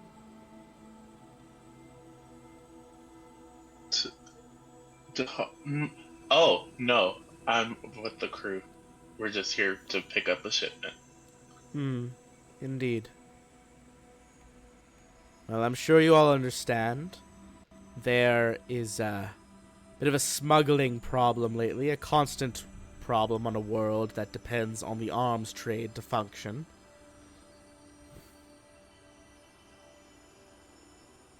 But if you have come with nothing illegal, then we will depart from your ship shortly. Understood.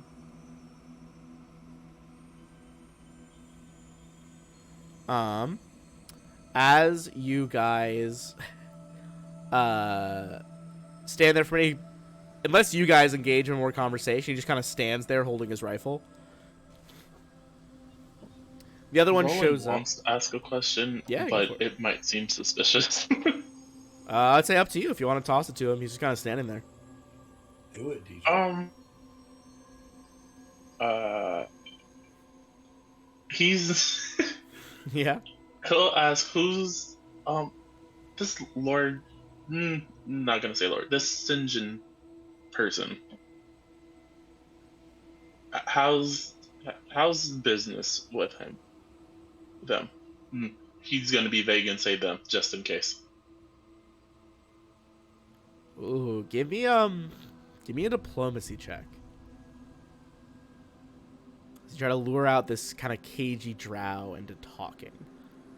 Do it. 12 13. ain't bad. 12 ain't bad. Up to 13 rethink.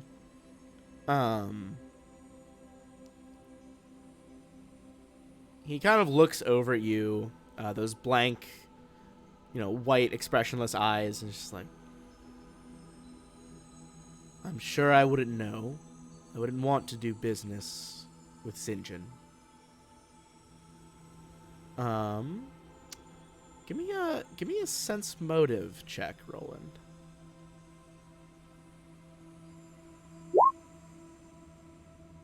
Oof. Can't quite get a read on this guy. He's too well trained for that. After a few more minutes, the other Drow enforcer returns to the main deck, and the pair of them wave you on. They tell you, very well, enjoy your stay in Night Arch. Once you leave the ship, you will receive a message from the NAW, the Night Arch Air and Water Utility Company.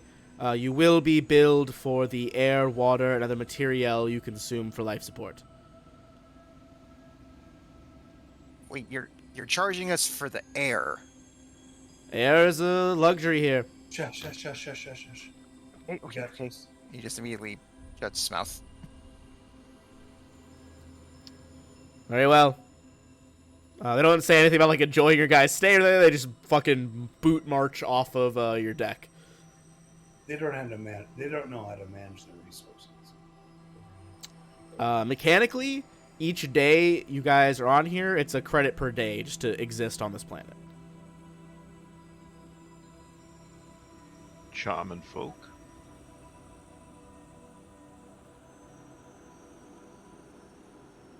Where do we place the bombs? This is what I Bombs. You guys, much like Absalom Station, this is a big enough city that it has its own infosphere, which is kind of like local planetary internet and I'm used to it, never mind. Yeah, like planetary internet. You guys would very easily be able to search up on your data pads where Lamash 2's lair is, the bar that you're looking for. It's a cheap bar in one of the commercial domes nestled between the city's purple towers. About 10 miles from the landing bay. You guys could walk it. It would take you a very long time, or you can hire a robo-taxi for 1 credit.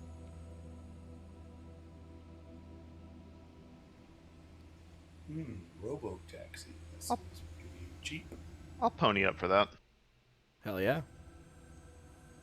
I'll drop it in. Am I paying or are you? You're paying, and I'm giving you plenty of encouragement. Okay. Maybe you can trade on the way back. Alright. You guys have the taxi drop you off and bring us over to Lamash 2's lair. Bar here is popping. People are all around the club. Sorry. If you guys want to just put yourselves inside the club, go for it.